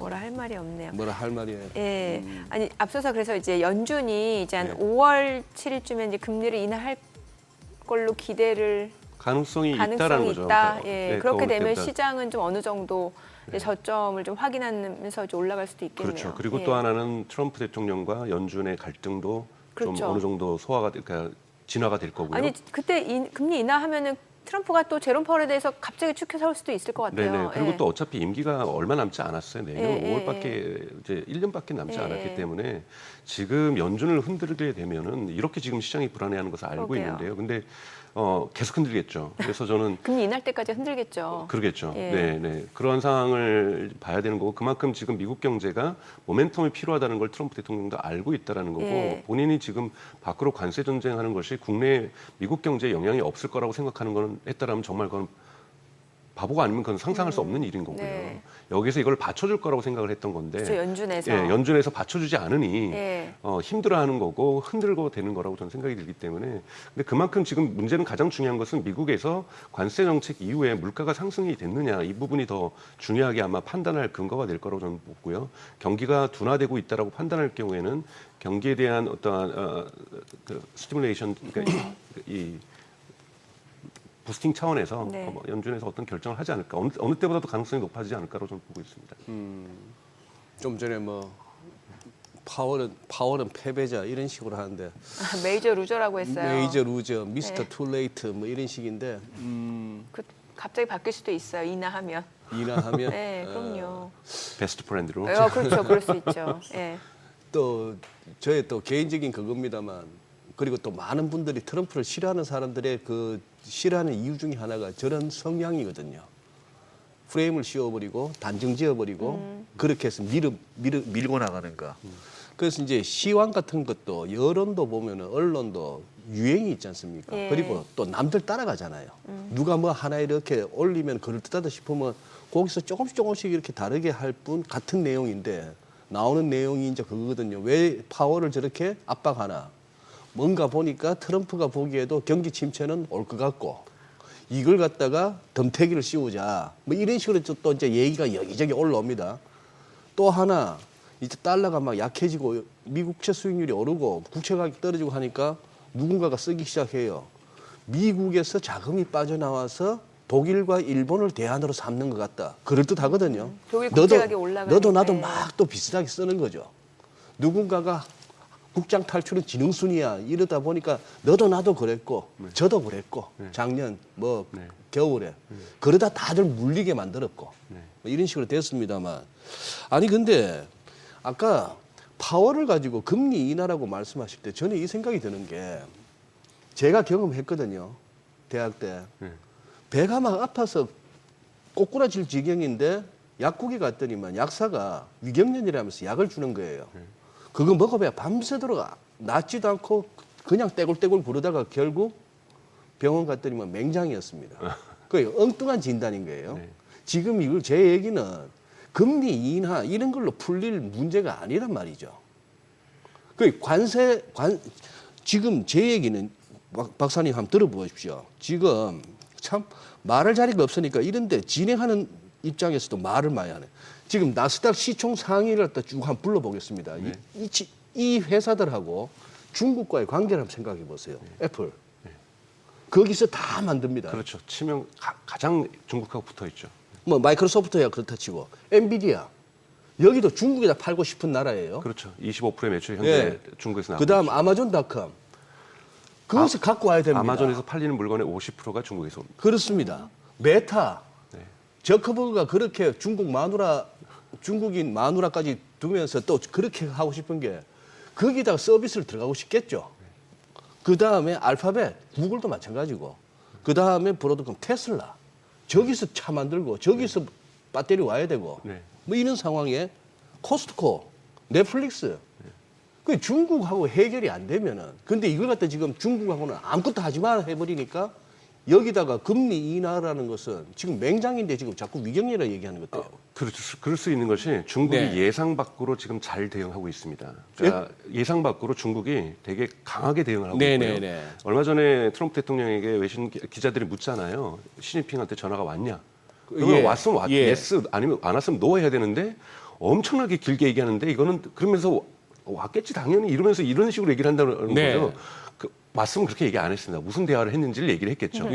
그만큼 백악관에서는 시진핑 주석의 시진핑의 전화를 기다리고 있다라는 거잖아요. 그러니까. 근데 전화를 안 주는 거잖아요. 그러면서 지금 미국하고 중국이 지금 스텝이 꼬여 있는 거고, 미국 입장에서 스텝이 꼬여 있는 거고, 중국은 이 미국의 상황을 알고 있으니까 끌고 가는 거고요. 그렇죠. 이 상황이 끌고 가니까 다급해지니까 금리라도 인하해서 이 더 악화될 수 있는 미국 경제 상황들을 막아보겠다라는 것이 저는 트럼프 대통령의 의도라고 저는 생각이 들어요. 말씀하셨던 대로 지금 문제에 꼬여 있는 건 지금 미중 간의 갈등인 건데요. 이것이 지금 해결돼야 되는 건데 이것이 지금 해결될 기미가 보이지 않다 보니 다른 약이라도 먹어서 그러니까 임시방편으로. 임시방편으로 해야 되기 때문에 지금 이 금리 인하가 다급해지는 상황인 거죠. 근데 그만큼 지금 트럼프 행정부가 지금 코너에 몰리고 있는 상황이라고 볼 수는 있습니다. 네네. 아픈 상황인 거죠. 지금 또 체면 안 서는 일이 많잖아요. 네. 취임하면서 24시간 내로 러시아 우크라이나 전쟁 끝난다고 호언장담을 했는데 네. 전쟁 끝날 기미가 안 보이지 않습니까? 그렇죠. 그리고 러시아는 더욱더 공세를 우크라이나 강화하고 있고 지금 예. 거의 매일매일 공격이 지금 이루어지고 있고 미국, 유럽에 같은 경우에는 방위비를 독일 같은 경우 GDP 1%에서 3%로 올린다든지 지금 나토에서 미국으로부터의 독립이라는 이러한 여론도 형성이 되고 있고 이렇게 원심력이 강하게 작동할 거라고는 예상하지 못했을 거라고 저는 생각하고 있습니다. 그럼 중국하고 이런 근본적인 관세 정책이 해결되지 않은 상황에서 다른 국가들하고 해결이 된다라고 하면 이거는 약간 또 미봉책일 수도 있는 건데. 미봉책이라도 우선은 흔히 말하는 우리가 싸울 때 적이 그래도 여러 명 있는 거에 비해서 딱 한 명하고만 나오면은 뭔가 딜을 큰 빅딜을 할 수도 있고. 조무래기 다 치우고. 그렇죠. 근데 지금 중국하고 빅딜을 먼저 해버리면 나머지 국가들하고 협상이 거의 안 될 겁니다. 그렇기 때문에 여기 협상을 빠른 속도로 지금 일본도 지금 만났고 지금 한국을 지금 곧 만나잖아요. 곧 협상이 되는 거고 그래서 빠른 속도로 가장 큰 거는 이제 EU가 남아 있는 거고 EU까지가 정리가 되면 저는 미국도 중국하고 되게 크게 서로 부닥쳐서 크게 다칠 수가 있기 때문에 합의를 할 수 있는 무대가 만들어질 거라고 보고 있어요. 그래서 저는 조속하게 다른 국가와의 관세 협상이 상호관세 협상이 끝날 때 저는 그때서야 비로소 중국하고의 미국 입장에서 중국하고의 어떤 갈등이 본격적으로 해소될 수 있는 갈등이 풀릴 수 있는 국면으로 전환되지 않을까라고 예측하고 있습니다. 중국도 지금 본인들 고립시키는 나라에 대해서는 가만 안 두겠다라고 했잖아요. 그러니까. 중국도 지금 거의 맞불 작전인데. 그렇죠. 중국 입장에서는 모든 수단을 쓰는 거고 그리고 중국의 많은 부분들이 중국이 쓸 수 있는 카드가 적다. 중국 내수 경제가 안 좋다 그러지만 중국이 사실은 그러니까 미국도 중국 없으면 안 되지만 그러니까 중국도 대미 수출 없으면 안 되지만 사실은 미국도 중국이 없으면 안 되는 거잖아요. 아까 말씀하셨던 이런 미국의 나스닥 있는 주요 기업들이 중국에 의존하는 것도 있지만 이번에 대표적으로 보여줬던 것이 보잉이죠. 네. 지금 전 세계에서 항공 수요가 가장 많은 것이 중국이죠. 근데 중국도 여기 의존하고 있어요. 중국도 자체 민항기를 만들고 네네. 있잖아요. 네. 자체 C 시리즈로 민항기를 만들고 있는데 이 민항기에서 주요 부품은 다 미국산이거든요. 그렇기 때문에 중국도 사실 미국으로부터 독립할 수 없는 상황입니다. 예. 그래서 지금 많은 사람들이 얘기하는 것이 미국과 중국이 화해해야만 네. 세계 경제가 어떤 식의 새로운 질서를 가더라도 이 두 나라도 살 수가 생존할 수가 있는 거고 세계 경제가 생존할 수 있는 거기 때문에 어떤 식으로든지 화해는 저는 있어야 될 거라고 보고 다만 어떤 조건을 주고받을 것인가. 지금 있는 이 미국 입장에서 얘기하고 있는 제조업의 이전은 저는 그거는 결과물로서 올 거고 가장 중요한 것은 지금 트럼프 대통령이 얘기하는 것이 비관세 장벽. 네. 즉 비관세의 관세는 아니지만 비관세의 어떤 장벽들이 너무나도 많다. 네, 트럼프 대통령 환율의 조작 가장 구조는 위안화의 문제겠죠.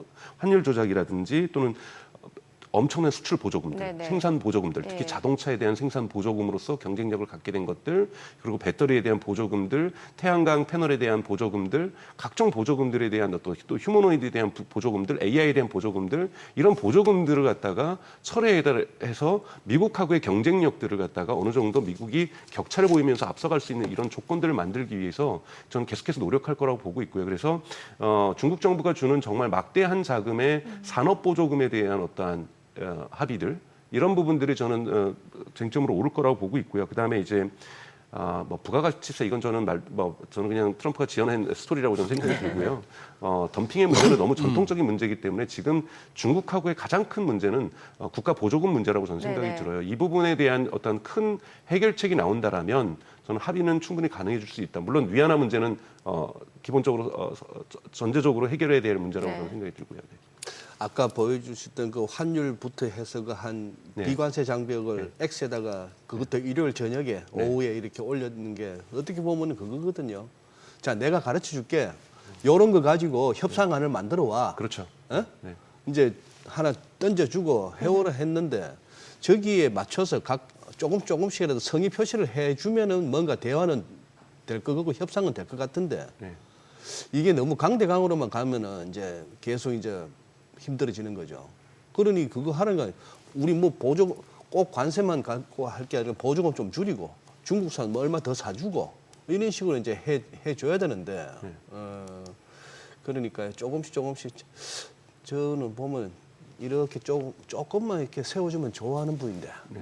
근데 지금 기세 싸움하고 있는 거라고 저는 보고 있고요. 네, 근데 네. 이렇게 기세 싸움이 오래 갈 거라고 트럼프 대통령은 예측을 그래, 못했다고 저는 그 생각이 부분에서 들고. 좀 스텝이 꼬인 것 같아요. 그렇죠. 이렇게 기세 싸움을 중국이 왜냐하면 본인이 집권 1기 했던 그때와 중국은 또 다른 그러니까. 강점을 예. 가지고 있거든요. 예, 본인만 다른 게 아니라. 그렇죠. 예. 네.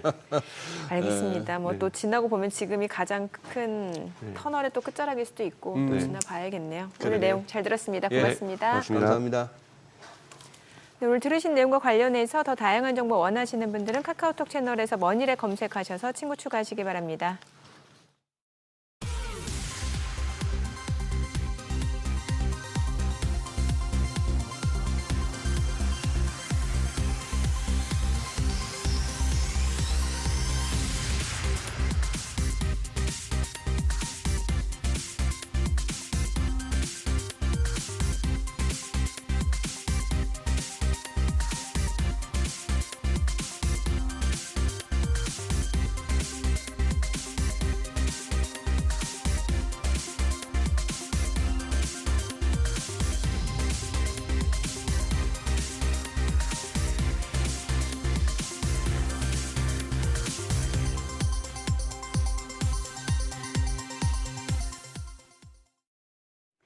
이 시각 시황입니다. 오늘 국내 증시 양대 지수 조정을 받고 있습니다. 간밤 뉴욕 증시가 트럼프 미국 대통령의 파월 흔들기로 급락한 것에 비하면 낙폭이 그렇게 크진 않은 수준인데요. 코스피가 0.23% 하락하면서 2,482포인트, 코스닥도 0.31% 내립니다. 713선에서 움직임 보여주고 있습니다. 수급 상황 보시죠. 유가증권 시장 오늘 메이저 수급 주체 쌍끌이 매수세가 나타나고 있습니다. 외국인이 262억 원 순매수하고 있고 기관 역시도 469억 원 사자 포지션 취하고 있습니다. 오늘은 개인만 홀로 684억 원 매도 우위 기록 중입니다.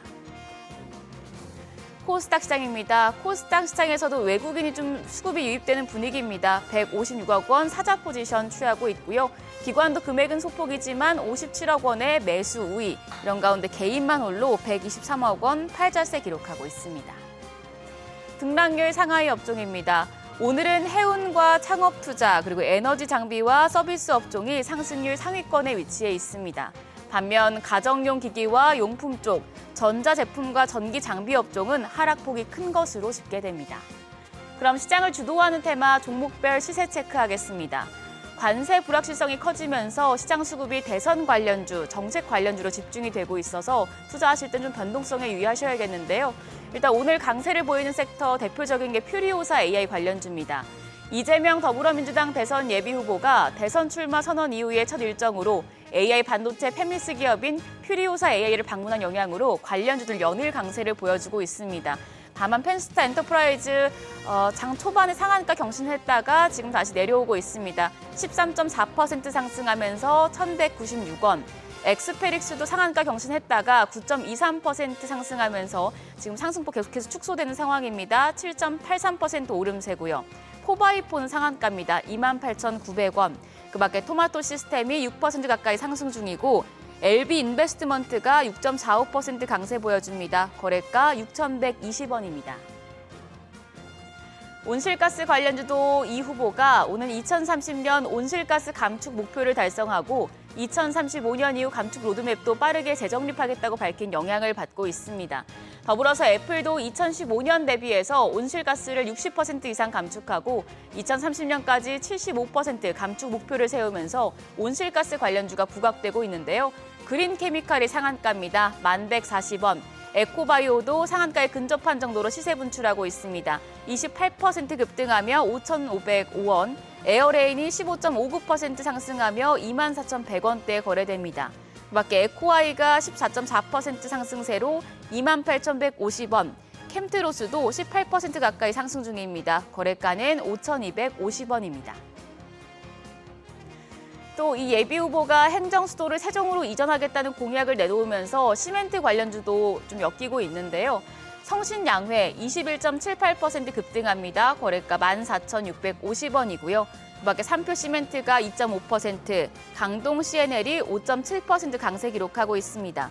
더불어서 한일시멘트가 2.16%, 한일현대시멘트도 1.46% 오름세 기록하고 있습니다. 마지막으로 면역항암제 관련주입니다. 지금 신라젠이 급등하고 있는데요. 신라젠은 미국 식품의약품청으로부터 항암제 임상시험 계획 변경을 승인받았다는 소식, 그리고 표적 항암제 후보물질 권리 인수 소식에 상승세 시현하고 있습니다. 23% 가까이 급등하면서 거래가는 3,000원으로 집계됩니다. 그밖에 티움바이오가 5.2% 오름세로 4,545원, 차바이오텍이 2.3% 강세로 11,030원대 거래되고 있고요. GC셀도 1%가량 상승 중입니다. 거래가는 21,200원입니다. 오늘 국내 증시 전반적으로 조금 약한 흐름이지만 좀 관련주들 또 특징적인 섹터들의 좀 수급이 집중되는 분위기인데요. 오늘 장에서 눈여겨볼 업종 어떤 게 있을지 그리고 시장 대응 전략까지 알아보겠습니다. 오늘은 트러스트 투자자문 노훈민 자문역 나오셨습니다. 어서 오세요. 안녕하십니까. 네, 이번 주부터 실적 발표 시즌이 본격화됩니다. 그간 과도한 낙폭을 보였던 반도체 주 쪽으로 시장 관심이 집중되는 모습인데 관련 내용부터 짚어주시죠. 네, 세계 최대의 반도체 파운드리 기업인 TSMC가 지난주 1분기 실적에서 시장 기대치를 상회하는 실적을 기록하며 글로벌 반도체 업종 전반에 긍정적인 시그널을 던졌습니다. 이에 따라서 국내 대표 반도체 기업인 SK 하이닉스의 실적 또한 기대 이상일 가능성이 높아지면서 반도체 섹터 전반에서 투자 심리가 회복되고 있습니다. 특히 4월 24일에는 SK 하이닉스를 비롯하여서 현대차와 H현대중공업 같은 국내의 주요 대형주의 실적 발표가 예정되어 있고요. 투자자들은 단순한 반등보다는 실적이 입증된 종목 중심으로 선별적 대응에 집중하고 있습니다. 이런 맥락에서 반도체와 조선 방산과 같은 섹터는 이번 실적 시즌과 외교의 이슈에서 전략적 가치로 부각될 가능성이 높은 핵심 업적으로 주목받고 있습니다. 네, 그럼 반도체 관련주 중에서 전문가님께서는 어떤 종목 좋게 보시나요? 네, 반도체 업종에서는 SK 하이닉스의 실적이 긍정적으로 나올 경우 가장 민감하게 반응할 종목으로 한미 반도체를 주목하고 있습니다. 한동안 SK 하이닉스와 약간의 분쟁 구도가 부각되면서 투자자들의 우려가 있었지만은 한미 반도체는 독보적인 TC 본더 기술을 기반으로 마이크론이라든지 삼성전자와 같은 고객사를 다변화할 것으로 기대하고 있기 때문에 앞으로의 성장 기대감을 높이고 있습니다. 이번 1분기의 경우에도 매출액은 전년비 100% 상승한 1,600억, 영업이익은 200% 상승한 790억대를 기록할 것으로 전망하고 있고요. 따라서 이번 반도체 실적에서 가장 먼저 주가의 기대감을 높일 수 있는 종목으로 한미 반도체를 생각하고 있습니다. 코미코 역시 반도체 세정 및 특수 코팅 기업으로 삼성전자와 SK 하이닉스와의 모두가 거래하고 있는 회사로 역시 이번 1분기 예상 실적이 전년비 70% 상승한 매출 1,084억, 영업이익은 200% 이상 급증할 것으로 전망하고 있고요. 특히 자회사 같은 미코 세라믹스가 분할을 철회하면서 불확실성 해소와 함께 코미코 자체의 기업 가치에 대한 재평가가 본격화되고 있다는 점도 긍정적으로 바라보고 있습니다. 네, 일단 오늘 국내 증시 조금은 조정을 받는 분위기인데요. 투자자분들 위해서 대응 전략까지 세워주시죠.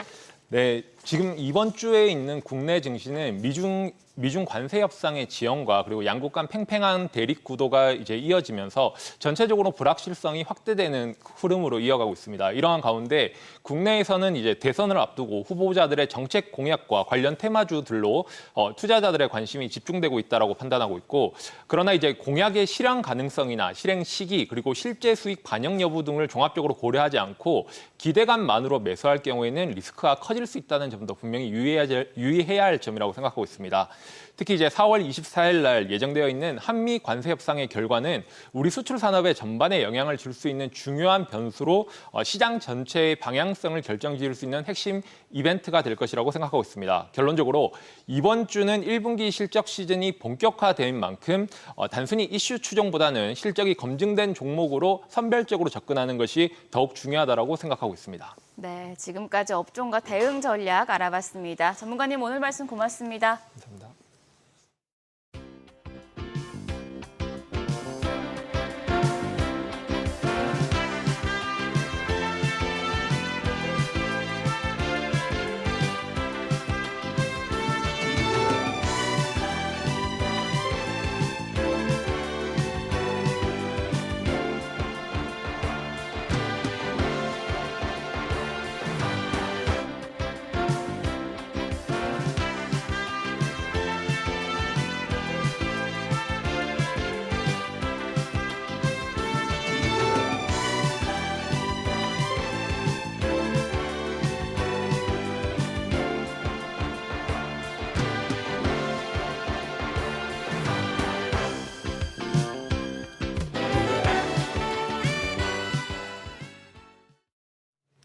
네, 이번 주 투자자들이 주목하며 챙겨야 할 이슈가 많습니다. 주요 기업들 1분기 실적 발표가 본격적으로 시작이 되고요. 또 우리나라와 미국의 관세 협상도 진행이 됩니다.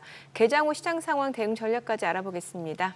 네, 나도 투자자문 이재기 본부장 나와 계십니다. 어서 오세요. 안녕하세요. 예. 자, 지금 개장하고 이제 30분이 향해서 가고 있습니다. 지금 흐름 어떻게 보고 계세요?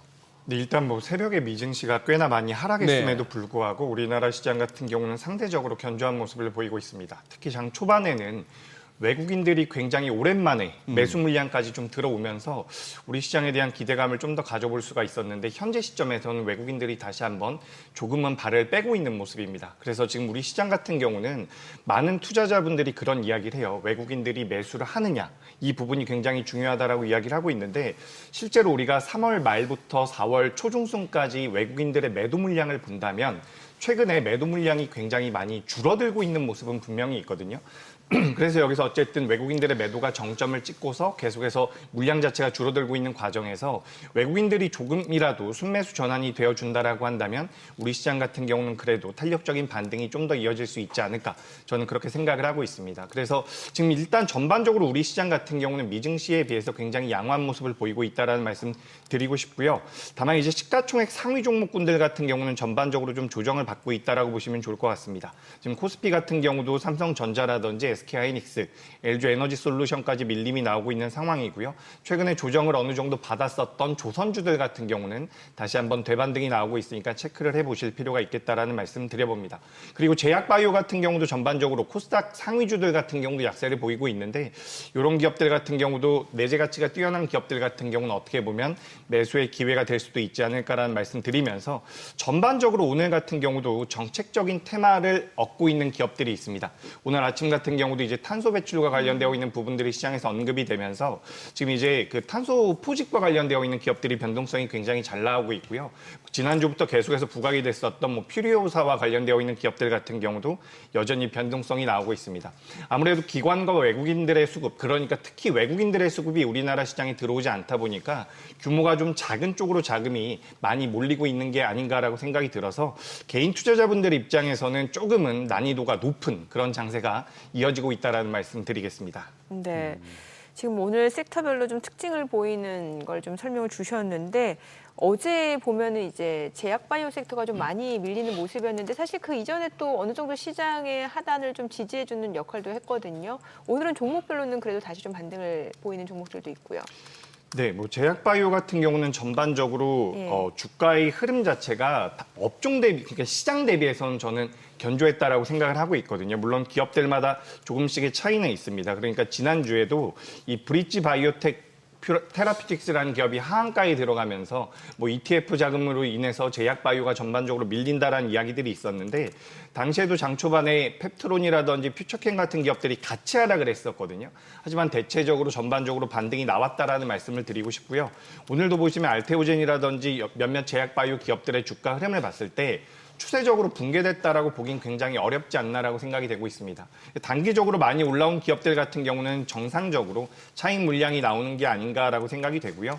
우리가 어쨌든 제약바이오 쪽 같은 경우는 계속해서 기대감이 있었죠. 뭐 AACR이라든지 기술 이전에 대한 기대감, 그리고 이 기술 이전을 한다라는 기업들 같은 경우는 관세 쪽에 대해서도 관세의 무풍지대로도 우리가 분류를 하고 있는 부분들이기 때문에 제약바이오 쪽에 대한 기대감이 굉장히 많았는데 그 기대감이 만들어져 있는 상황에서 주가가 굉장히 오랫동안 횡보 내지는 약한 상승을 보였다라고 저는 생각을 하고 있습니다. 그러니까 어느 정도 피로도가 갑자기 좀 몰려오면서 어제는 조정을 좀 받았다라고 생각을 하는데 전반적으로 추세 자체는 우상향이 이어지고 있다라고 생각을 하고 있어요. 그리고 미국 같은 경우도 계속해서 의약품에 대한 관세 이야기가 나오고 있는 분야이지만 실질적으로 트럼프 같은 경우도 미국 내에서의 반발을 맞이하고 있다라는 분석이 많이 나오고 있고요.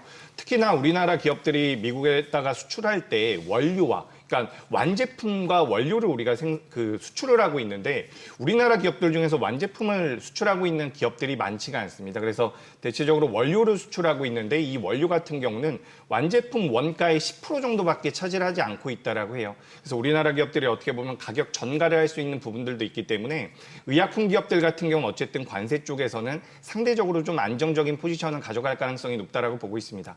최근에 조정을 좀 받았다라고 하더라도 개별 기업들만이 가지고 있는 그런 모멘텀들을 우리가 추려본다라고 한다면 추가 상승의 가능성이 재차 상승할 수 있다라는 말씀 드리고 싶고요. 작년에는 이 CDMO, 그러니까 우리가 생물보안법과 관련되어 있는 모멘텀들이 시장에 많이 부각이 됐었죠. 당시에 삼성바이오로직스와 바이넥스, ST팜 같은 기업들이 많이 언급이 됐었는데 작년에 이제 생물보안법이 통과가 안 되면서 수면 아래로 가라앉았습니다. 최근에 다시 한번 부각이 되면서 CDMO 쪽도 우리가 관심을 좀 가져봐야 된다라는 말씀 드리고 싶고요. 추가적으로 트럼프 1기 당시에도 이 바이오시밀러와 관련되어 있는 기업들의 주가 흐름이 괜찮았거든요. 그래서 약가 인하 쪽에 대한 수혜를 받을 수 있는 게 바이오시밀러라고 보신다면 우리가 셀트리온 같은 경우도 관심을 가져볼 필요는 있지 않을까라는 말씀 드리면서 전 제약바이오는 전반적으로 긍정적인 의견 드리도록 하겠습니다. 지금 이게 점 하한가가 몇 번째? 하나, 둘, 셋, 넷, 다섯. 거요? 브릿지 바이오 테라퓨틱스? 네. 지금 뭐 자막에도 나오고 하는데 무슨 뭐 상장 폐지 위해서 자본 어쩌고 저쩌고. 지금 이쪽에 상장 폐지 걱정해야 될 회사들 좀 있죠. 바이오 업계야. 예, 꽤 많이 있는 것으로 꽤 알고 많죠. 있습니다. 예. 그런데 그쪽에서도 가끔씩 몇 배짜리가 나오죠.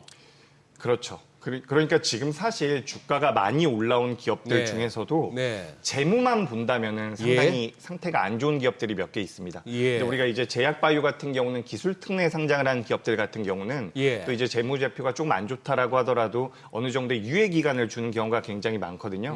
그래서 제약바이오 같은 경우는 이제 재무를 우리가 다른 업종들과 비교해서는 조금 이제 유하게 본다라기보다는 기술 특례 상장 기업들 같은 경우는 우리가 좀 그렇게 볼 필요가 있는데 전반적으로 이제 제약바이오 업종들 중에서 시가총액도 굉장히 작고 재무가 안 좋은 기업들 같은 경우는 기관들과 외국인들의 관심이 떨어진다라는 것을 저는 의미한다라고 보고 있거든요.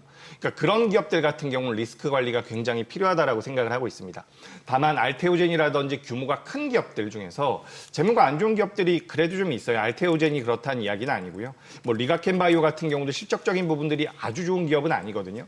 그럼에도 불구하고 이제 대주주가 오리온으로 들어오면서 자금력에 대한 안정성을 어느 정도 가져가는 과정에서 주가가 계속해서 시장에서 부각이 되고 있고 기술력이 부각이 되고 있는데 제약바이오가 과거에는 임상실험에 대한 기대감으로 올랐다라고 한다면 최근에는 실질적인 기술 이전에 관련되어 있는 모멘텀들이 많이 붙고 있거든요. 그래서 최근에 ABL 바이오 같은 경우도 4조 정도의 기술 수출이 진행이 된 이후에 계속해서 우상향 기조를 이어가고 있는 부분들이 있어요. 근데 이런 기업들 같은 경우도 우리가 재무를 본다면 굉장히 우량하진 않습니다. 지금 혹시 제 화면이 보이면 보여주시면 좋을 것 같은데 지금 ABL 바이오 같은 경우도 재무를 보시면 빨간색이 굉장히 많거든요. 근데 이런 기업들 같은 경우는 어쨌든 기술력에 대한 어느 정도의 신뢰도가 있다라고 보시면 좋을 것 같아가지고 이렇게 그러니까 저는 어떤 식으로 판단을 하고 있느냐?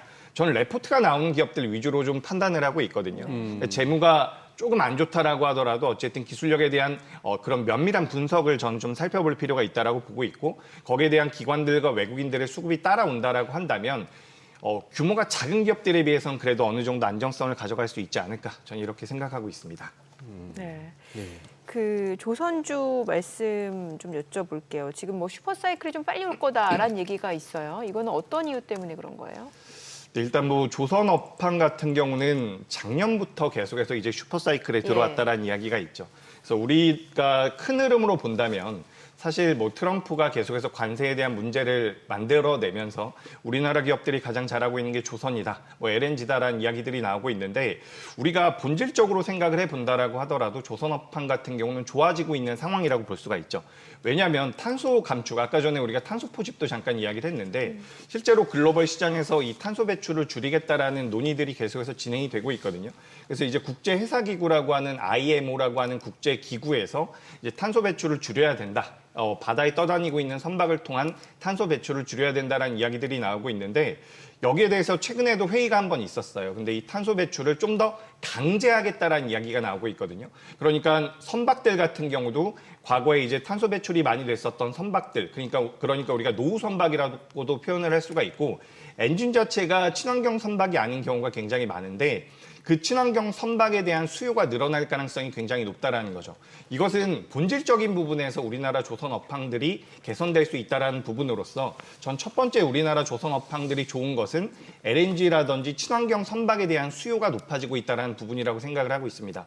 그리고 두 번째를 본다라고 한다면 MRO죠. 우리가 뭐 하나오션이라든지 HD, 현대중공업 같은 경우도 미국 쪽에 대한 그 방산과 관련되어 있는 부분에 대한 모멘텀들을 가지고 올 가능성이 높다는 부분들 때문에 지금 우리나라 조선주들 같은 경우는 구조적으로 성장에 들어갔다. 작년부터 계속해서 슈퍼사이클 이야기가 나오고 있는데 사실 재작년에도 슈퍼사이클 이야기가 나왔던 것 같기는 해요. 굉장히 주가 흐름이 더디게 나오다가 작년부터는 이제 힘을 좀 받고 있는 상황인데 여기다가 추가적으로 아까 전에도 잠시 언급을 드렸지만 트럼프가 지금 전 세계에서 가장 많은 캐파를 가지고 있는 조선 업체들이 중국계 업체거든요. 예. 근데 이 중국을 어쨌든 규제한다라는 것에 대한 반사이익을 우리나라 기업들이 받을 수가 있기 때문에 우리가 뭐 LNG 쪽에 대한 부분들, MRO에 대한 부분들, 그리고 최근에는 뭐 운임 해운사와 뭐 선사에 대한 제재까지도 가한다라고 이야기가 나왔었죠. 처음에 그런 내용이 처음 나왔을 때는 너무 규제가 완화된 것 아니냐라는 이야기가 나오면서 우리나라 조선주들이 잠깐 조정을 받는 모습도 나왔지만 최근까지 조선 조선주들이 보여줬었던 상승 정도를 본다라고 한다면 전 정상적인 수준에서의 조정이 아닐까라고 생각을 하고 있습니다. 실제로 미국이 중국을 규제하는 것도 맞고요. 그에 따라서 우리나라 조선 업체들이 수혜를 받는 것도 맞다라고 생각을 하고 있기 때문에 전 조선 쪽에 대한 이런 내용들 같은 경우는 긍정적인 말씀 드리고 싶고요.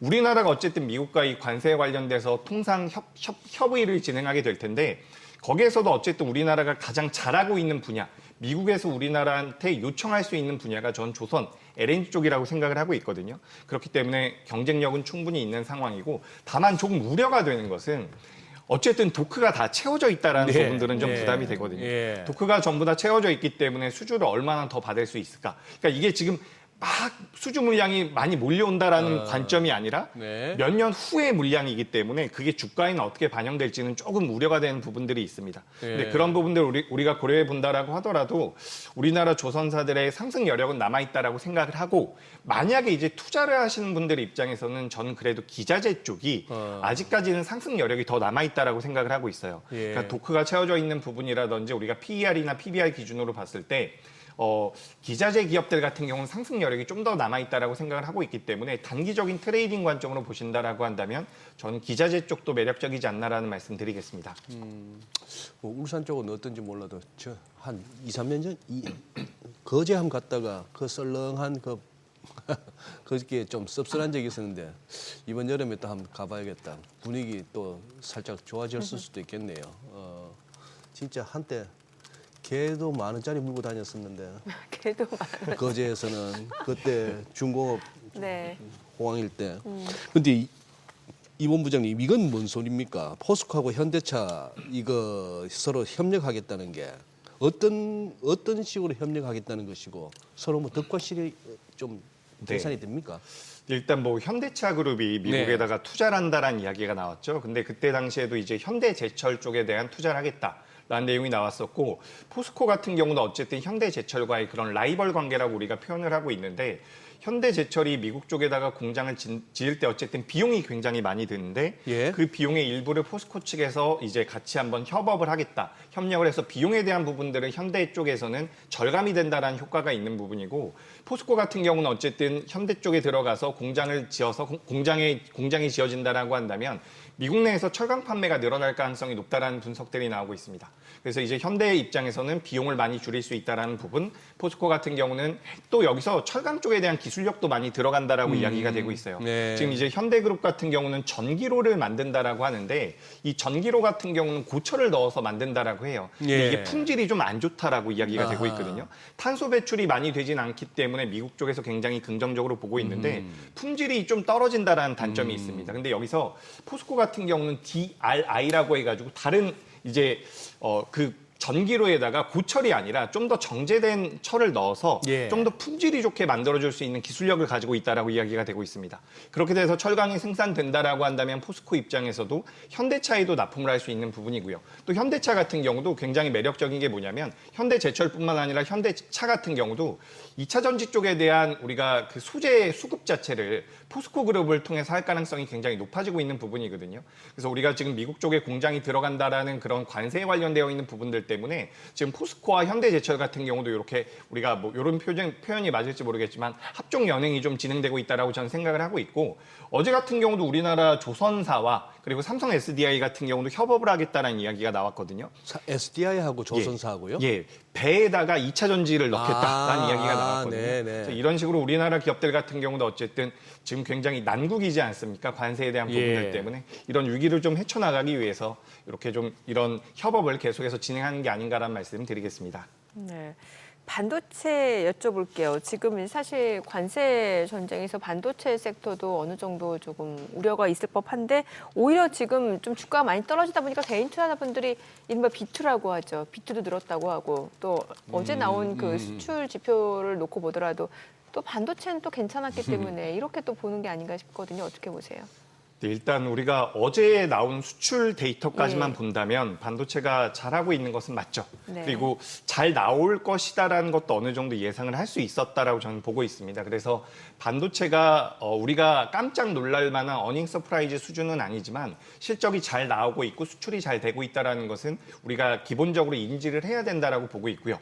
중요한 것은 여기서 관련되어 있는 기업들이 하반 경직을 어느 정도 보여주고 반등을 할 수 있을까의 여부라고 저는 생각을 하고 있는데 지금 사실상 우리나라 삼성전자와 SK하이닉스 같은 경우는 미국의 엔비디아라든지 다른 관련 기업들보다 굉장히 탄탄한 모습들을 보여주고 있습니다.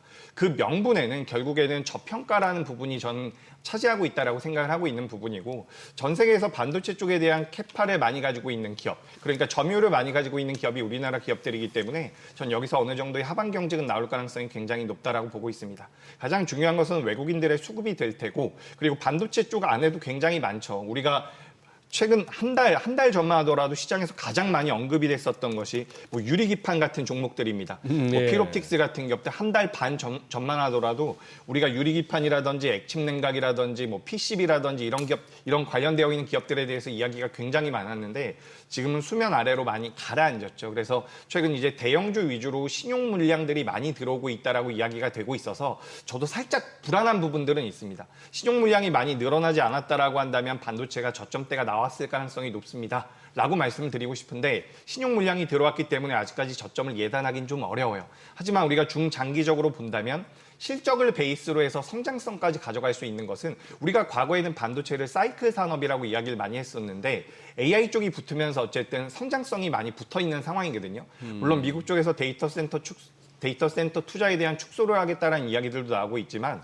충분히 저는 조정을 받았다라고 생각을 하고 있습니다. 그런 관점에서 본다면 지금 대형주의 신용이 들어오는 물량들은 살짝 부담이 되고는 있지만 우리가 실적까지 고려를 해본다라고 했을 때는 2분기와 3분기, 4분기까지도 저는 어쨌든 우리나라 삼성전자와 SK하이닉스가 주력하고 있는 HBM 쪽에 대한 모멘텀 같은 경우도 SK하이닉스에서 강하게 받아가고 있는데 우리가 그 외에도 레거시라고 이야기를 많이 하고 있는 D램과 낸드 같은 경우도 가격에 대한 개선폭이 계속해서 커질 가능성이 높다라는 분석이 나오거든요.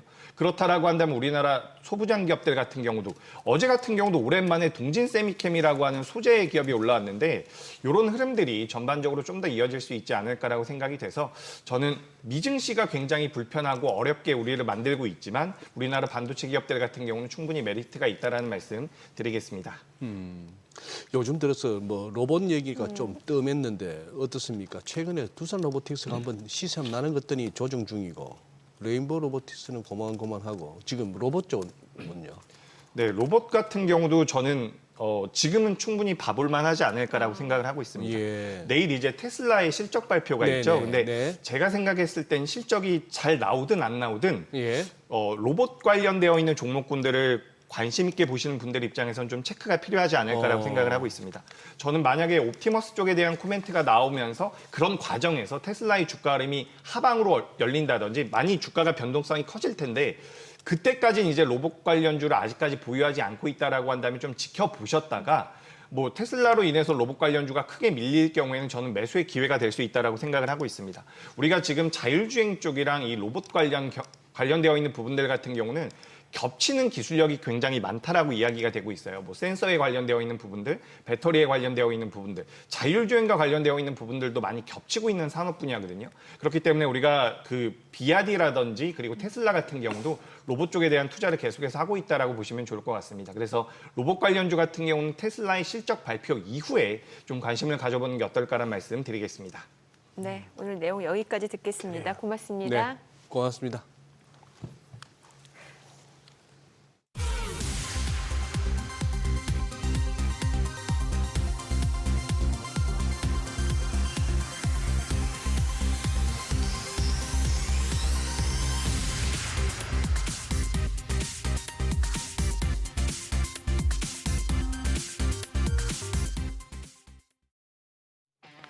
확실히 그래도 국내 증시 잘 버텨내네요. 네, 예, 그러네요. 지금 뭐 코스닥은 네. 바이오나 이런 쪽이 좀 오름세를 나타내면서 상승으로 전환이 됐고 뭐 코스피도 보합권이니까요. 예. 확실히 강합니다, 우리가. 네. 니케이만 하더라도 플러스 소폭 강보합으로 시작하더니 이게 또 지금 마이너스로 돌거든요. 네. 뭐 그런 식인데 그러네요. 또 강합니다. 소장님이 외국인이 사면 안 빠진다고 얘기하셨잖아요. 그래요. 외국인이 현선물 사긴 참 사네요. 팔기도 어지간히 팔았네요. 한 1년 동안 코스피에서만 뭐 한 33조 팔았던가 그거 네네. 보니까. 예, 이제 뭐. 네, 저희 방송 중에 전해드린 내용과 관련해서 모든 투자 판단의 책임은 투자자분들께 있다는 점 알려드립니다. 네, 세상의 모든 돈 되는 정보 머니쇼. 오늘은 여기서 인사드리겠습니다. 여러분의 모든 경제 SBS 비지가 함께하겠습니다. 저희는 내일 오전 8시에 찾아뵙겠습니다. 고맙습니다.